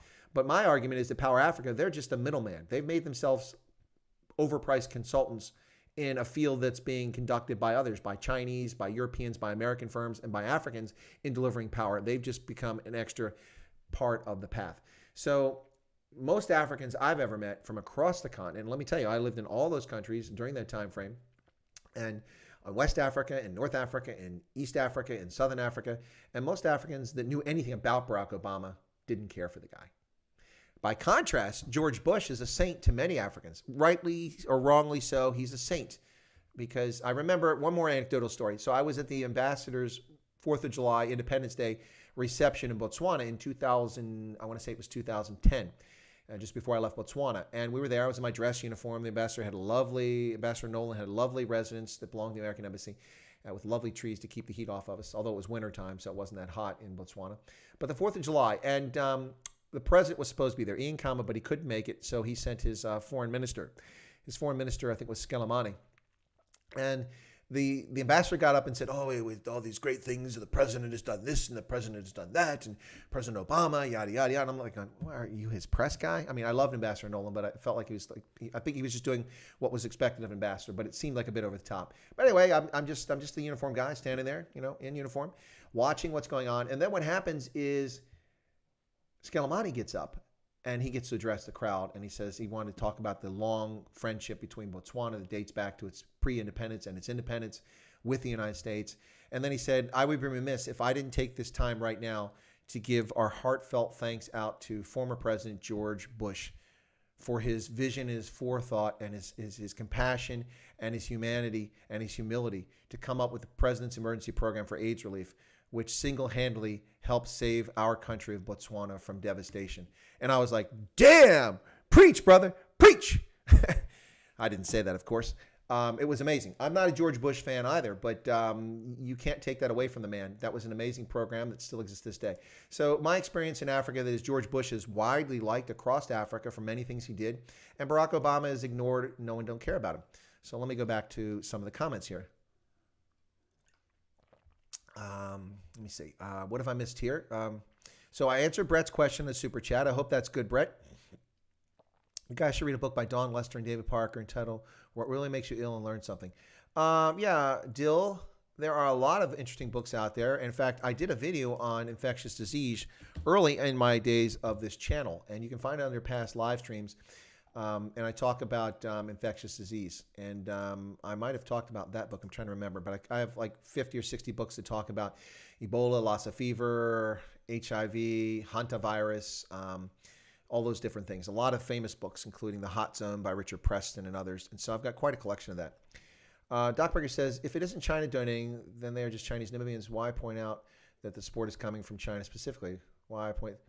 Well, yeah. Well, they're not Chinese Namibians. To me, there's no such thing. I didn't know that there were Chinese Namibians, that there's any Chinese Namibian citizens. Maybe there are. But no, that's a Chinese news service. That was my point, Doc Brecker. The Chinese news service is reporting that Chinese local business are giving food aid. And I just wanted to balance that out by saying, look at how much the U.S. has done for Namibia, and where's our press coverage? Erica says, I had to take and leave my son at the nearest public hospital on Friday. Normal buzz, but on Sunday when I went back, the hospital's in total COVID lockdown. Ooh, geez. I hope he's okay. You got him out of there. Francois Dupuis, which I'm going to guess means Duplessis. Government spent millions on interactive whiteboards. Why not a TV with a link to teacher another place? Yeah, there you go. Why do the teachers have to be in a classroom other than discipline issues? But you can put somebody in there who's definitely not COVID infected who can maintain discipline in the classroom. Corona V was patented in 2018. Don't know about that. Brett says, random fact, the Belgian Luxembourg military repelled 55 Chinese invasions in battle. Yeah, I think you mentioned that the last time, Brett. Thank you. Christian, not scared, annoyed. Yeah. Perhaps, do you know Chris Costa? I do not, Notorious. But you keep asking me all these people. I don't know Chris Costa. Sorry about that, Notorious G. So let me put that down here. Okay. All right. So what else we got here? Your local police station closes every 3 days. Okay, that's not good. Yes, Henry says, Obama, the teleprompter professional. Yeah, I noticed anytime that Barack Obama didn't have a teleprompter in front of him, he couldn't hold a conversation. He couldn't hold a cogent conversation. It was a really true statement there.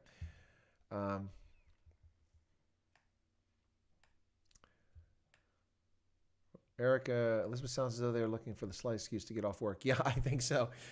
Pinar says, have you heard of the FACP in Atlanta, ex-military armed marching, want every African-American deemed a political prisoner, saying they will settle for an ethno-state in Texas? I have no idea what you're talking about, Pinar. I've never heard of that. I'll make a copy of that so I can look that up. You guys are bringing up stuff that I've never heard of. Sounds like some people not interested in inclusion.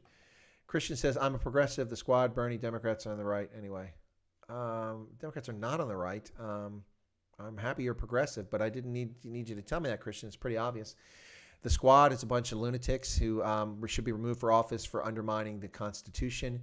Alexandria Ocasio-Cortez demanding that the police be defunded in New York City. She should be impeached for that, but you can't impeach members of the House of Representatives. But there is a process for removing them, and the House of Representatives should start trying to remove her for undermining the rule of law. Her job, number one, is to support the rule of law, support and defend the Constitution. She took an oath to it. Didn't take an oath to undermine and destroy the Constitution. So she has abrogated her oath, and she should be removed from Congress. Bite your ankles. I thought Obama was a good president, as this is how mainstream media portrayed him. I recently found out how bad a president. Yeah, bite your ankles. That's the problem. See, the media has lied. So they perpetuate this myth, and you heard Sleepy Joe Biden and Barack Obama talk about this is the least corrupt administration in history, the most transparent. That's a lie. They banned reporters from the White House press room from day one, and the press didn't cover it. They spied on James Rosen, a New York Times reporter, Washington Post reporter. They spied on him. They unlawfully used the apparatus of the government to spy on him and dozens of other reporters to get dirt on them, to blackmail them so they wouldn't write stories about the truth about the Obama administration. The truth about Benghazi has not come out yet, ladies and gentlemen. And I know you're tired of hearing about the Republicans go on about it. I don't want to hear about Benghazi anymore either. But the fact is they got away with shameful conduct and got people killed. And it was preventable. Never should have happened.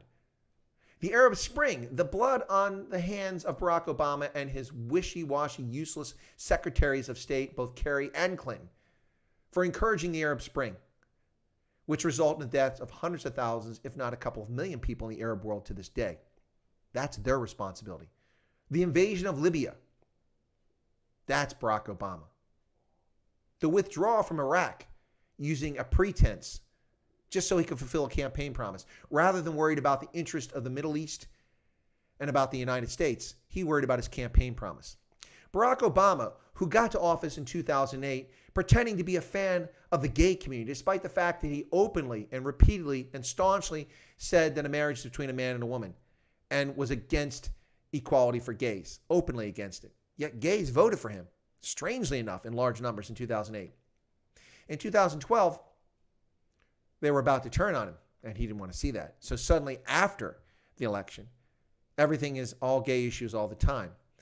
And Barack Obama uses the issue of homosexuality to distort political politics and international relations by sticking his nose into the domestic politics of Uganda, which was about to pass an anti-homosexuality law, which was draconian. It was wrong of them to do it. It was inappropriate and was unnecessary. There are already laws on the books against homosexual conduct in Uganda.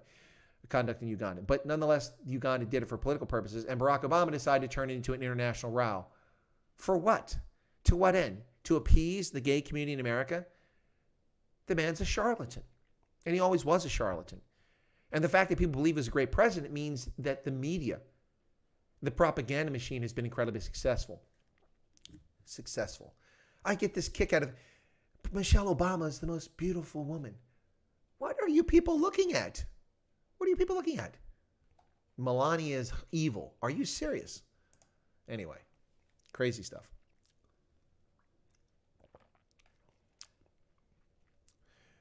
What else are we missing here?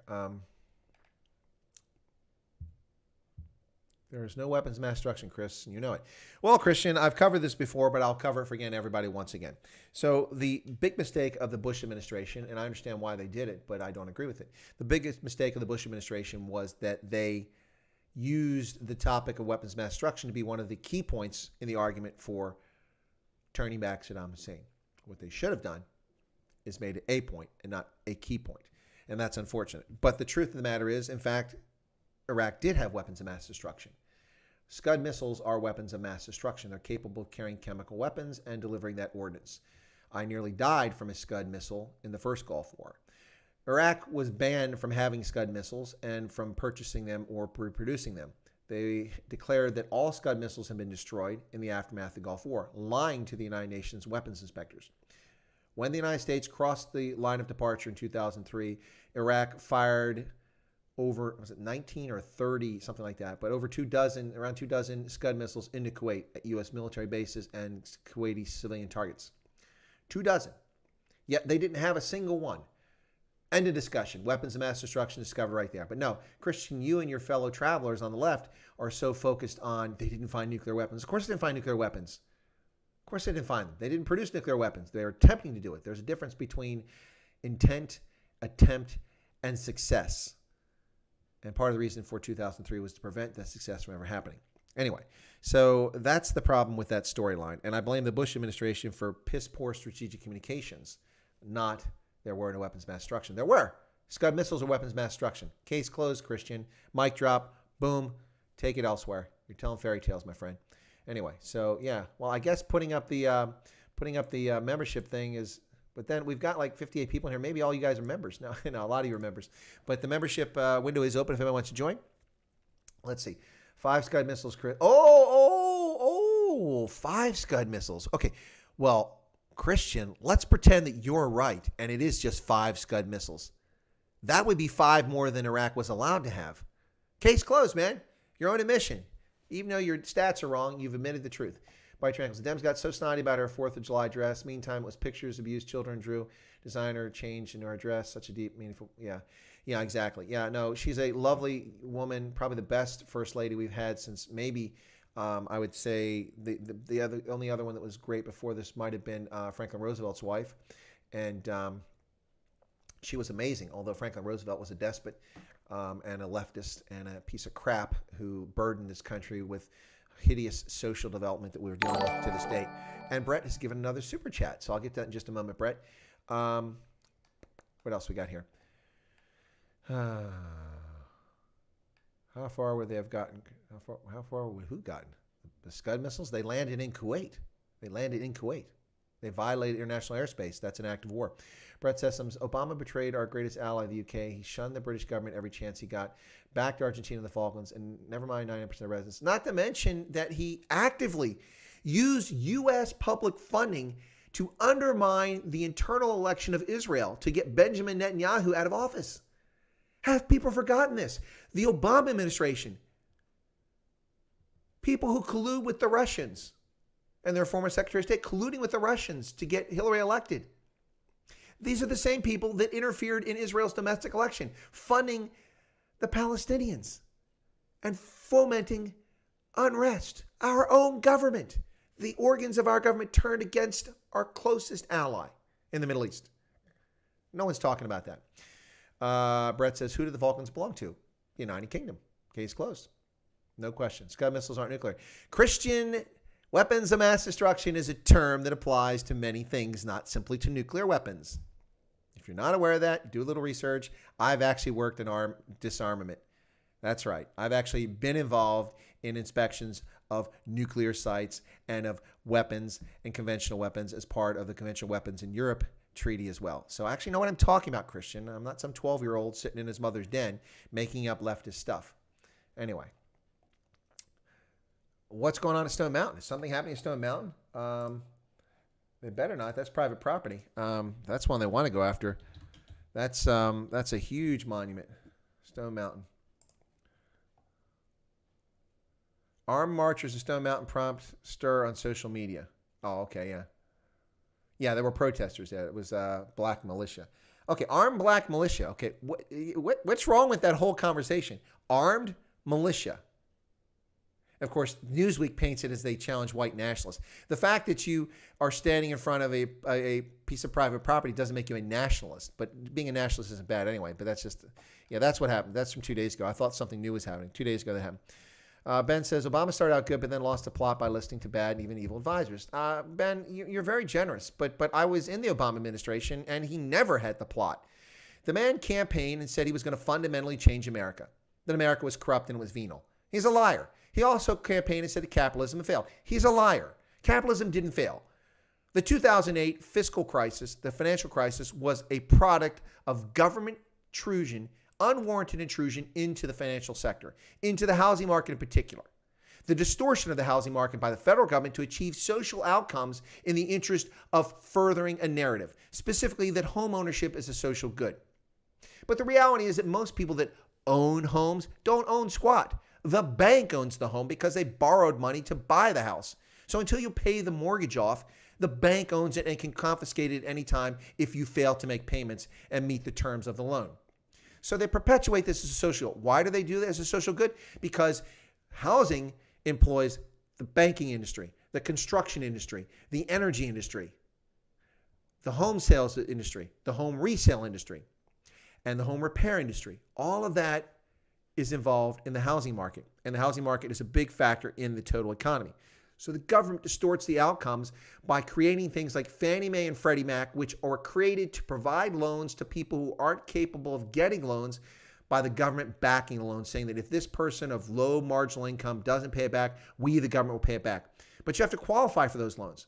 But here's the thing, ladies and gentlemen, the entire financial system was upset because Fannie Mae and Freddie Mac were private stock companies in which you and I could buy shares in. So they had to answer to the shareholder. So they need to get a return on investment. Well, you can't get much of a return on investment when you're loaning money to people at 2 and 3%. So how do you make up that money? Well, you do it by buying more and more loans and getting more interest off of the larger pot of money. That's the first problem. Answering to shareholders. They were a private institution, but they had the express promise of the U.S. government that the government would pay back the debt if these institutions couldn't do it.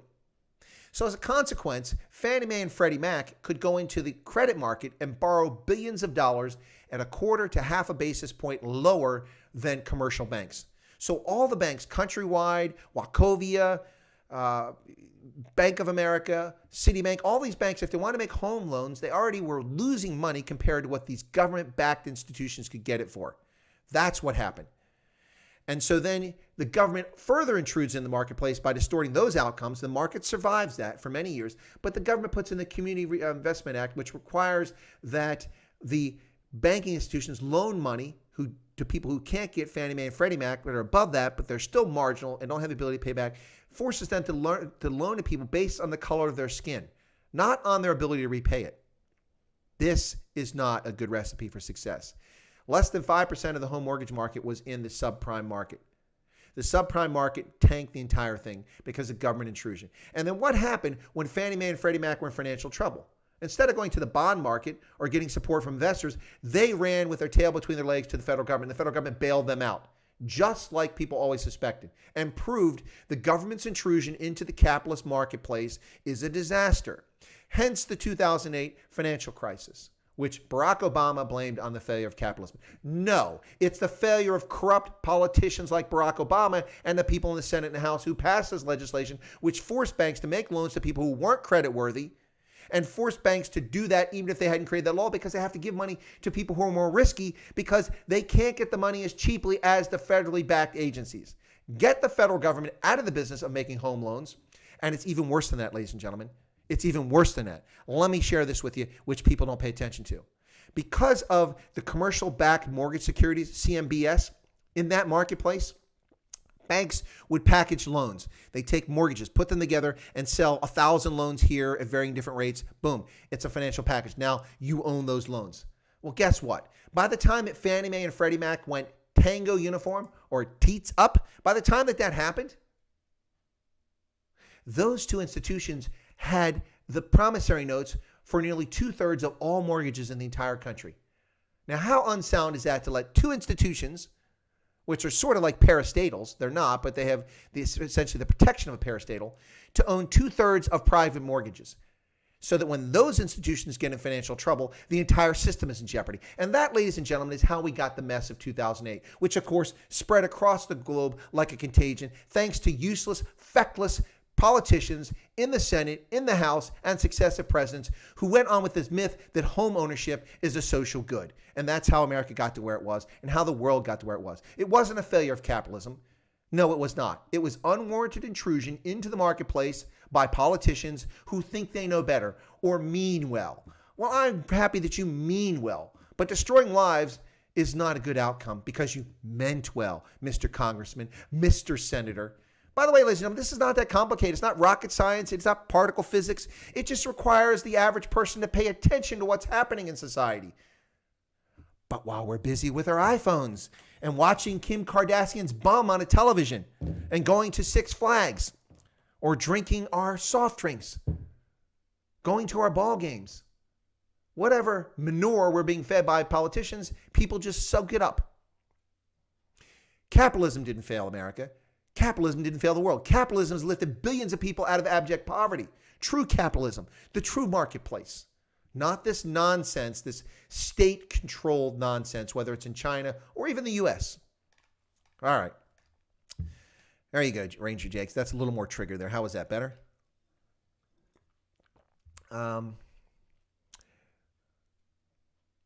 Obamacare is a disaster because, okay, first off, here's the thing, Morton. Obamacare is not care. There's no care. It's a rigging of the insurance market. Obamacare did not address physicians, clinics, hospitals, medications, diagnostic instruments, or investment or education of doctors and medical professionals and nurses. Didn't address that.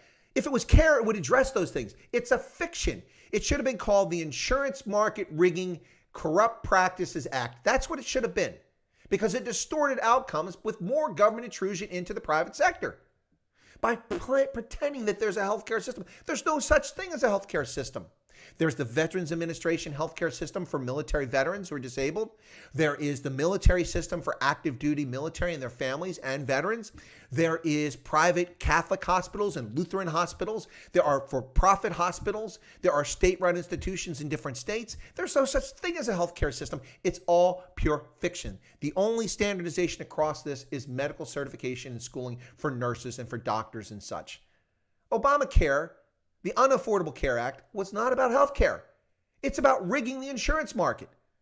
And it's about time people woke up to that.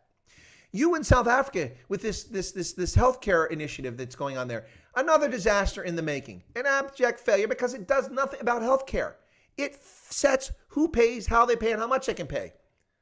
When you artificially rig a marketplace, you destroy it. When I was in Malawi, the cost of petrol was fixed. And it is all over Southern Africa. But when I was in Malawi, it was even worse than that because the kwacha exchange rate was fixed at 160 to the dollar, 160 kwacha to the dollar. But the kwacha wasn't worth that. So people could not buy things from outside the country because their currency was worthless. The actual genuine rate, the unofficial rate, was over 500 kwacha to the dollar. Insane. Absolutely insane. That's what happens when governments distort places and distort marketplaces. Brett says, which African country has the best health care? That's a tough question, Brett. There's good health care in Tunisia. Egypt has some good health care. South Africa has some great private health care. So it's hard to say. It depends what your needs are, where you're at, and what's going on at the time. I think that's the best answer for that. Black Armed Militia, they're zombies. Okay, 2 days old. Okay, yeah, it's 2 days ago. Elizabeth, did you hear about the secret document the ANC is using Scandemic to macro reorganization of the state? No, I did not. Thank you, Elizabeth. I'll make a note of Elizabeth's comment there. Okay, thank you about that. Another thing for me to check up on. All right, folks. Let's see what else we got here. By the way, folks, for those who tuned in over the weekend, we had some light audiences, so thank you for those who did turn in. Really appreciate it. But you can go back and catch the streams with Major General Johan Josta. Very interesting on wildlife and conservation in Africa. And also, if you could go back and catch today, the connection was kind of weak, so we had some breaks in it. But Dax Toffwell was a really interesting guest today. He's an artist in South Africa. Please go back and check that on previous live streams. Let's see what else. Home ownership has destroyed the UK, created mass poverty. Yeah, I have nothing against home ownership. I'm paying a mortgage for my house, but my point is that it's misleading and it's misstated, and it really is something that needs to be spoken about honestly, and it isn't by politicians. They think it's great. I remember the Bush administration under George Bush crowing about African-American home ownership. Set a record. It's like 60-some%. Oh, yay. But they don't own the homes. The bank does. If you can service the mortgage, okay. But if you can't service the mortgage, then you're a debt slave. You're a debt slave. You can't move unless you can sell your house. And if the market collapses like it did after 2008, after the government's intrusion in the marketplace, then you're stuck with a white elephant you can't get rid of, and you've got a mortgage you got to pay. And a lot of people shamefully just walked away from their mortgages, and the government covered that. Instead of them having bad credit, they walked away from it. The economy was wrecked because regular rich people were spending all their money. They couldn't get loans from the banks. The government stepped in and loaned. Brett, we're going to have to talk about that. I'm not really sure what you're saying there. I don't know if I agree with that. Is Chris trying to defend giving billions to the rich and corporations again? Nope. Not at all. Not at all. What are you talking about there? I just argued against giving money to the corporations, Christian. Are you listening, or are you just typing these things and not paying attention? I just said that Fannie Mae and Freddie Mac got bailed out, and they shouldn't have been bailed out. Should never have happened. Pay attention. You're just having to go there.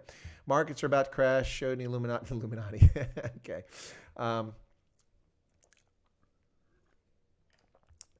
Oh, thank you, Yanni, for putting those up.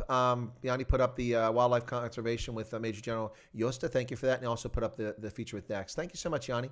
Notorious G says, do you think this entire thing is a false indications of warning, I guess, INW, COVID-19? No, Notorious G, it is real. It's a serious virus. It's highly infectious. If you have a comorbidity, if you have a underlying immune system compromised situation, It is very risky to get, and I wouldn't want anybody to get that. But the approach to it makes it the greatest political hoax of the 21st century thus far. We're early into the century, but this is the greatest political hoax of the 21st century. Probably the second greatest hoax is that China's your friend. China's not your friend.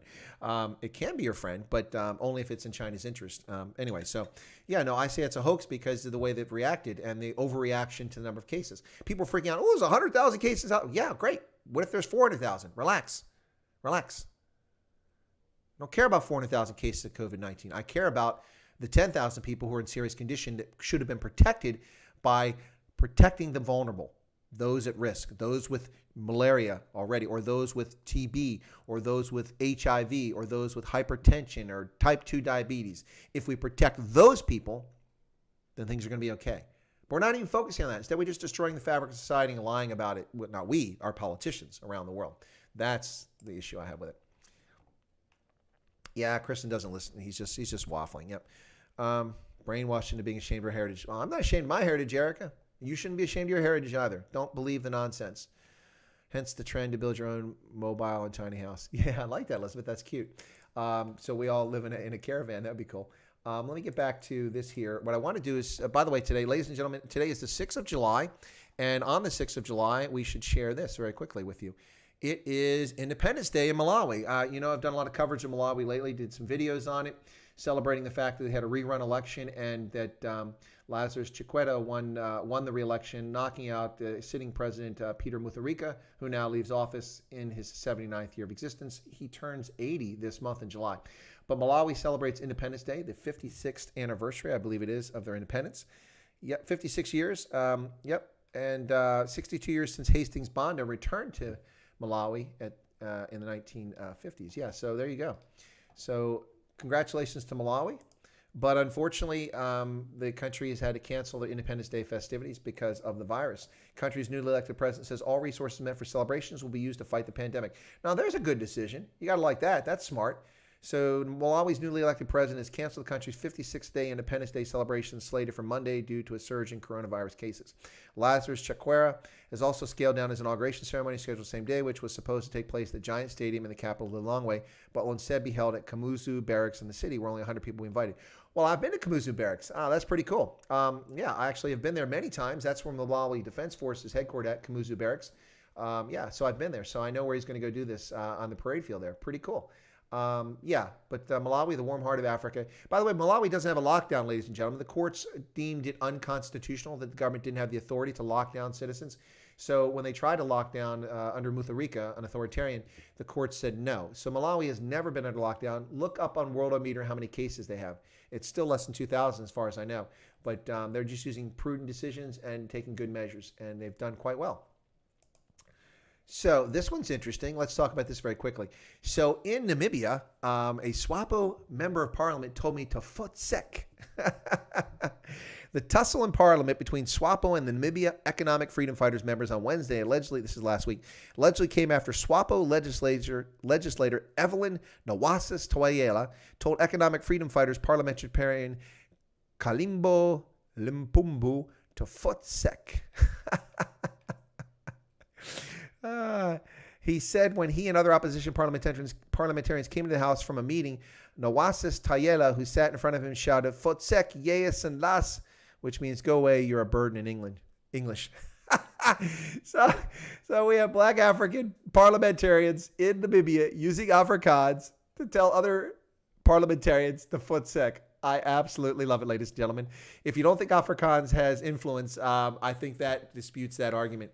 So we see two members of the government in the parliament in Namibia using Afrikaans. The gentleman said, in my language, in my culture, that means you're a dog. Well, it's nice of that gentleman, Mr. Kalimbo Ilpumbu, to say that in his culture that a foreign language means he's a dog because it's not his language. So quite entertaining if you ask me. But there you go. I thought that was something else. So what else have we got here to talk about very quickly? Oh, yeah. So I keep talking about airlines. South African Airlines, I just did a video on Air Namibia. and talking about liquidation and not liquidating. Well, here's another thing to talk about very quickly here. Fly SAF Air hopes to weather the storm. In fact, this is actually a good article on CNN Travel. Maybe that's why it's a good article, because it's on travel. It's objective, it's informative, and it's pretty good. Talks about the different airlines. Two of the carriers, South Africa has 7 main domestic carriers, and a result of these unprecedented times, 4 of them, as of this writing, have entered business rescue bankruptcy protection process. 2 of the carriers are divisions of Comair, and the others are of the state-owned South African Airways, SA Express and SA Express.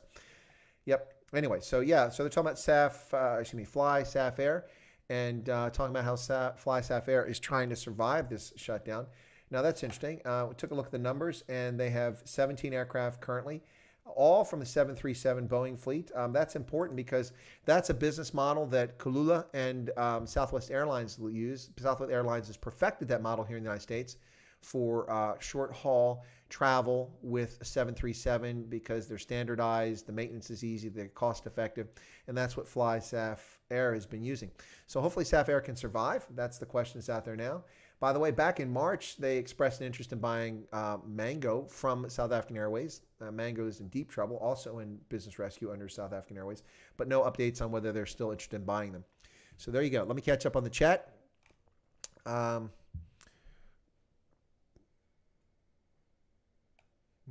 What am I missing here? Brett says Europe's colonization of Africa is wrong, and Germany World War II were evil. However, Germany's military did amazing things to help the USA win the war on terror. Europe's colonization of Africa, I'm not going to defend or attack that. I'll just leave that for something else. Eric is not ashamed of her heritage. I know you're not. You said that people are telling you have to be. Tell them to suck. Dill says, I think he's a conspiracy theorist. No, it's a derogatory term for a critical thinker, and we're truth tellers. Did I say you were a conspiracy theorist? I don't think I said that. Christian is a conspiracy theorist. Christian is a leftist, and he's telling fairy tales.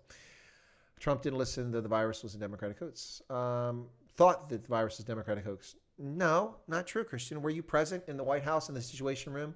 Were you there, or are you relying on John Bolton's fairy tales? Yeah. I actually bought Bolton's book. I thought I had it sitting here. I was going to show it to you. I bought Bolton's book because I'm going to read it, and I'm going to tear it apart and find all the fairy tales in it. But I didn't pay retail, though. Never pay retail. So Trump thought it was a Democratic hoax. How so? The Chinese are the ones that told him about it. Why would he think it was a Democratic hoax? The Chinese are telling him about it. Anyway, conspiracy theory is a term created by CIA to discredit truth seekers. Okay. Thank you, Erica. You're correct. Pinar says Christian only sings from the CNN hymn sheet. Sounds like the Malawian president has some sense. Thank heavens. Yeah, no. This new president, we'll see how he does. But he ran a good campaign, and they were smart in forming a coalition with the second highest polling party. Because remember, there were 3 candidates in an election. The first candidate, Mutharika, got 38.4%, and then Chikwera got 34.5%, and then the third place candidate got 20.8 or something like that. So they merged the second, third place finishers and wound up winning the election like 56%, and they beat the opposition. So smart move. Trump is a Jesuit. I don't think so. Keith says UK has been locked down, not very effective. Yeah, US has been locked down, not particularly effective. Kaiser Wilhelm was a monster in Namibia. He massacred the Herero and the Namako tribes in Namibia. That's true, but let's put this in perspective. The Herero killed 363 German men, women, and children on cattle ranches and farms. Unprovoked, went out and just murdered them. Did they expect no response? The response was overzealous, but did they expect no response when you murder people on farms? Not drawing a parallel anywhere else, but just making the point. It's not like the Herero didn't initiate the conflict that led to their being nearly wiped out. Yep. It doesn't make it right, but that's historically accurate. The Namakwa, a couple different uprisings took place there. Linda says, I think a lot of us have had COVID, didn't even realize it. Yeah, no, actually, I know a couple people who actually had it, never knew they had it, and they have the antibodies after the fact. Like, I was never sick. I never had the sniffles, didn't know. Yep. people that don't have underlying conditions normally come out of this unscathed. Although I wish President Trump wouldn't run around saying that 99% of people are not affected by it. That's not helping the argument. Airplanes flying a flat plane of compressed air, no fuel, another hoax. What? What are you talking about, Dill? Okay. Flat Earth. Yeah, the unions. Actually, the unions are trying to get South African Airlines to be liquidated. I'm not sure what you're talking about. Bite your ankles. The pilots union and NUMSA, another one. Two unions are trying to get South African Airways to be liquidated. They're not trying to save it, so that's interesting. Yanni says Christian likes being wrong. He does. He really does. But then there's a long thing. Christian seems to think that Tucker Carlson is the best reporter in the world. From that standard, Chris isn't allowed to regurgitate his conspiracy theories on a media platform. Thanks for playing. Well, please give me the name of some journalist that you think or commentator is better than Tucker Carlson. Tucker Carlson warned the world the first week of January about a dangerous virus coming out of China that the Chinese government was covering up and not telling people about. And he's been on the case ever since then. Tucker Carlson warned people about Antifa repeatedly ever since he took over the program. We've covered this ground before. He's a journalist, but he's in the role of a commentator and a political commentator right now, and there are none better. Case closed. SABC and Asper's, all garbage. I would agree with you, Pinar. 7,000 hours truth-seeking, 240 verses in the Bible. Okay. Sean says, speaking of they actually mentioned John Bolton's book on SABC and in the Burga with a picture of him looking over his glasses. Not surprised. Not surprised at all. They're welcome to mention it. People want to buy it. Go ahead. I bought it. But that's because you need to know your enemy. Ambassador Bolton has behaved irresponsibly in writing this book while the administration is still in office. He's not the first to do it. Gates did it, and he was wrong. But Ambassador Bolton has done it, and not only is he wrong, but he has violated federal policy and likely left himself open to criminal charges for failing to get this through classification review because of his arrogance, and that's a shame. I actually met Ambassador Bolton at a hotel, the Mayflower Hotel in D.C. many years ago. Very disappointed in his conduct. Very disappointed. But he is a neocon, a neoconservative, and part of the crowd of Dick Cheney-like folks who helped lead us into Iraq with their idiotic vision for turning the Arab world into a democracy. What a clown car show that was. ELF waves, Chris. Why are they not using them to stop protesters? Oh, that's actually a good idea. Well, better yet, why aren't we doing what people are doing in parts of Asia? These idiots assault police and they tear down monuments. Why aren't we shooting them with paint? Just like, those bags that explode when you steal money from a bank or cash in transit and the paint bomb goes off and all the money gets ruined and you get paint and you can't get it off you. Why don't we spray paint on these people? Then you have no trouble arresting them. You know exactly who was at the protest because they're covered in paint. And you can even put markers in the paint so you can identify what event, when it happened, and what they were up to. Yeah. Why aren't we doing that? If we're serious about this, these insurrectionists will be covered in paint for their bookings. That should be interesting.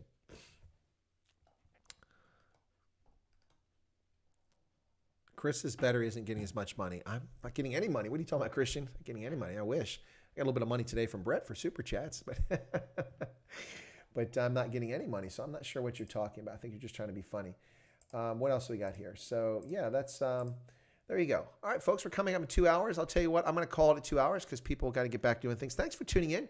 Had some light audiences the last couple of days. A little concerned about maybe the content was not appealing. But I think really what was happening is people had a lot of stuff going on. Sorry, I'm just checking on something here real quick to see if something came in. Okay, great. So I've got the contact information from Marlies for the bicycle thing. So I'll have to reach out to her, and hopefully we'll have her on tomorrow. But the plan is to have her on tomorrow. Marlies is supposed to be on the channel tomorrow. The young lady who became instantly famous, an instant celebrity because Anthony had 14 Rand. Thank you. So Anthony just donated 14 Rand through Super Chat. Thank you, Anthony, for that. Appreciate that. So I guess that you've made Christian correct. Chris is getting money. So thank you so much for that. A deep state puppet, probably a member of Country Club. Always fun joint. Okay. AF Morales. That's correct, Elizabeth. She should be on tomorrow night. So it'll be a bit later stream.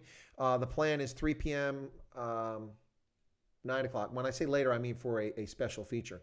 Normally my Straight Vulture starts at 9:30 in South Africa, but this would start at 9 o'clock. I will make sure that I've got it confirmed tomorrow.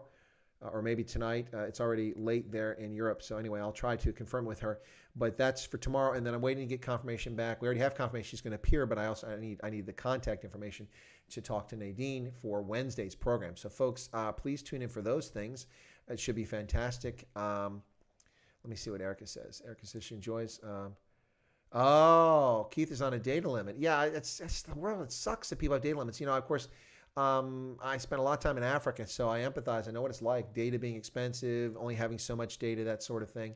Actually, when I was in Uganda, they started a company called Smile Communications, which was amazing. And they had good prices on data, and it was really fast. They had 4G at the time, which was rocket fast. We're talking about 7 years ago. And that was really great. So Smile Communications started by a South African, a black South African, and it was in Uganda, and also I think they were in Tanzania or Kenya. But Smile was fantastic. I still get emails from them, and I keep telling them to take me off the list because I'm not there. I can't buy their data. Special feature with Nadine. Thank you, Yanni. That's the one we really, really want people to tune in for. So compound interest. Listen, Christian, thanks for tuning in tonight. Thanks for the trolling. I appreciate it. Thank you to everybody for joining us. Erica and Pinar and Bite Your Ankles and Strong Angel and Sean, Keith, and all the others I haven't mentioned. Thank you all so much for joining us tonight. I hope you enjoyed this. I'll take a little closer look about Stone Mountain to see if anything else has happened. I've been expecting something to happen there. I was surprised it didn't happen sooner. Also, I'll look into the Frederick Douglass statue toppling, and maybe I'll do a video about it, or we'll talk about it. Now, tomorrow's Stray Voltage, if I'm going to do it, it'll probably be earlier in the day if I have, in fact, Marlies coming on. So I'll take a look at that, and we'll see what happens there. But so those things. Also, this thing about Elandsfontein, I'll take a closer look at that and see if events have developed far enough for me to comment on that tomorrow. But anyway, look forward to those events tomorrow, ladies and gentlemen. Thank you so much for tuning in. We had a really good audience tonight. Great comments. Christian, thanks for the trolling. Appreciate it. It's always fun. Hey, there's Ron. Ron was quiet the whole time. And so I want to thank you guys so much. I'm just waiting for a super chat to come up here because another super chat came in. I want to make sure I give credit to it. So while I'm waiting for that, let me go and look. I don't think we had any new members. I put the members goal up there, but no new members. So let's just see very quickly, and I'll wrap up the stats. I've been doing this of late so people know what's going on with the channel, just so you know. So no, last new member was Linda yesterday. And Linda Smith became a member yesterday. So no new members today, but we did have some super chats. And the super chats today are from, and it has not shown up yet. Brett did 3 super chats. 2 super chats today. He did the 2 for $1.99. Then Anthony did a 14 Rand super chat. And Elizabeth is just very generously given a 50 Rand super chat, but it's not showing up. I don't know why. So I don't want to miss that. Elizabeth, thank you so much for the 50 Rand super chat. And it was a stripper chat. Do you want to dance, Elizabeth? Do you want me to dance? I can dance better than Ronaldo. So, we just... No music here, so we'll just dance a little bit better than Ronaldo. So we take a little... Oh, stop that. Oh, there it is. There's a super chat, and it was a stripper chat at that. So there's your little stripper dance. I'll give you that. Okay. All right. Do I dance like a white guy? No. Anyway, seriously, though. Is that racist? Can I say that? Can I say that? Did he dance like a white guy? Anyway, so thank you so much for that, Elizabeth. Thank you for the stripper chat. No questions asked, no comments, just... hoid that 50 Rand out there. Thank you so much for that. Really appreciate it, ladies and gentlemen. Listen, I'm going to hit the rack here. Yesterday was an awesome show without Christian, says Linda. Yeah, Christian, you missed the program yesterday. Kind of threw you off there. I guess you were busy doing something else, so people noticed your absence. But let me go back to the dashboard and just give everybody an update on how many members there are, and subscribers. We've already got 63 members of Chris White Africa, and we got 4,192 subscribers. Okay. Slowly climbing there this past week or so, but thank you so much to the nearly 2,000 people who have taken the time to become a member. And I'm going to close out once again with Giselle Plecendizon. I hope you enjoy it, ladies and gentlemen. Be safe tonight and have a wonderful evening, and I will reach out to you guys tomorrow. Look forward to that special feature with Marlies, and I may do an earlier Stray Voltage. We'll just see how it goes, so just be ready for that. All right, ladies and gentlemen, God bless, and have a good night.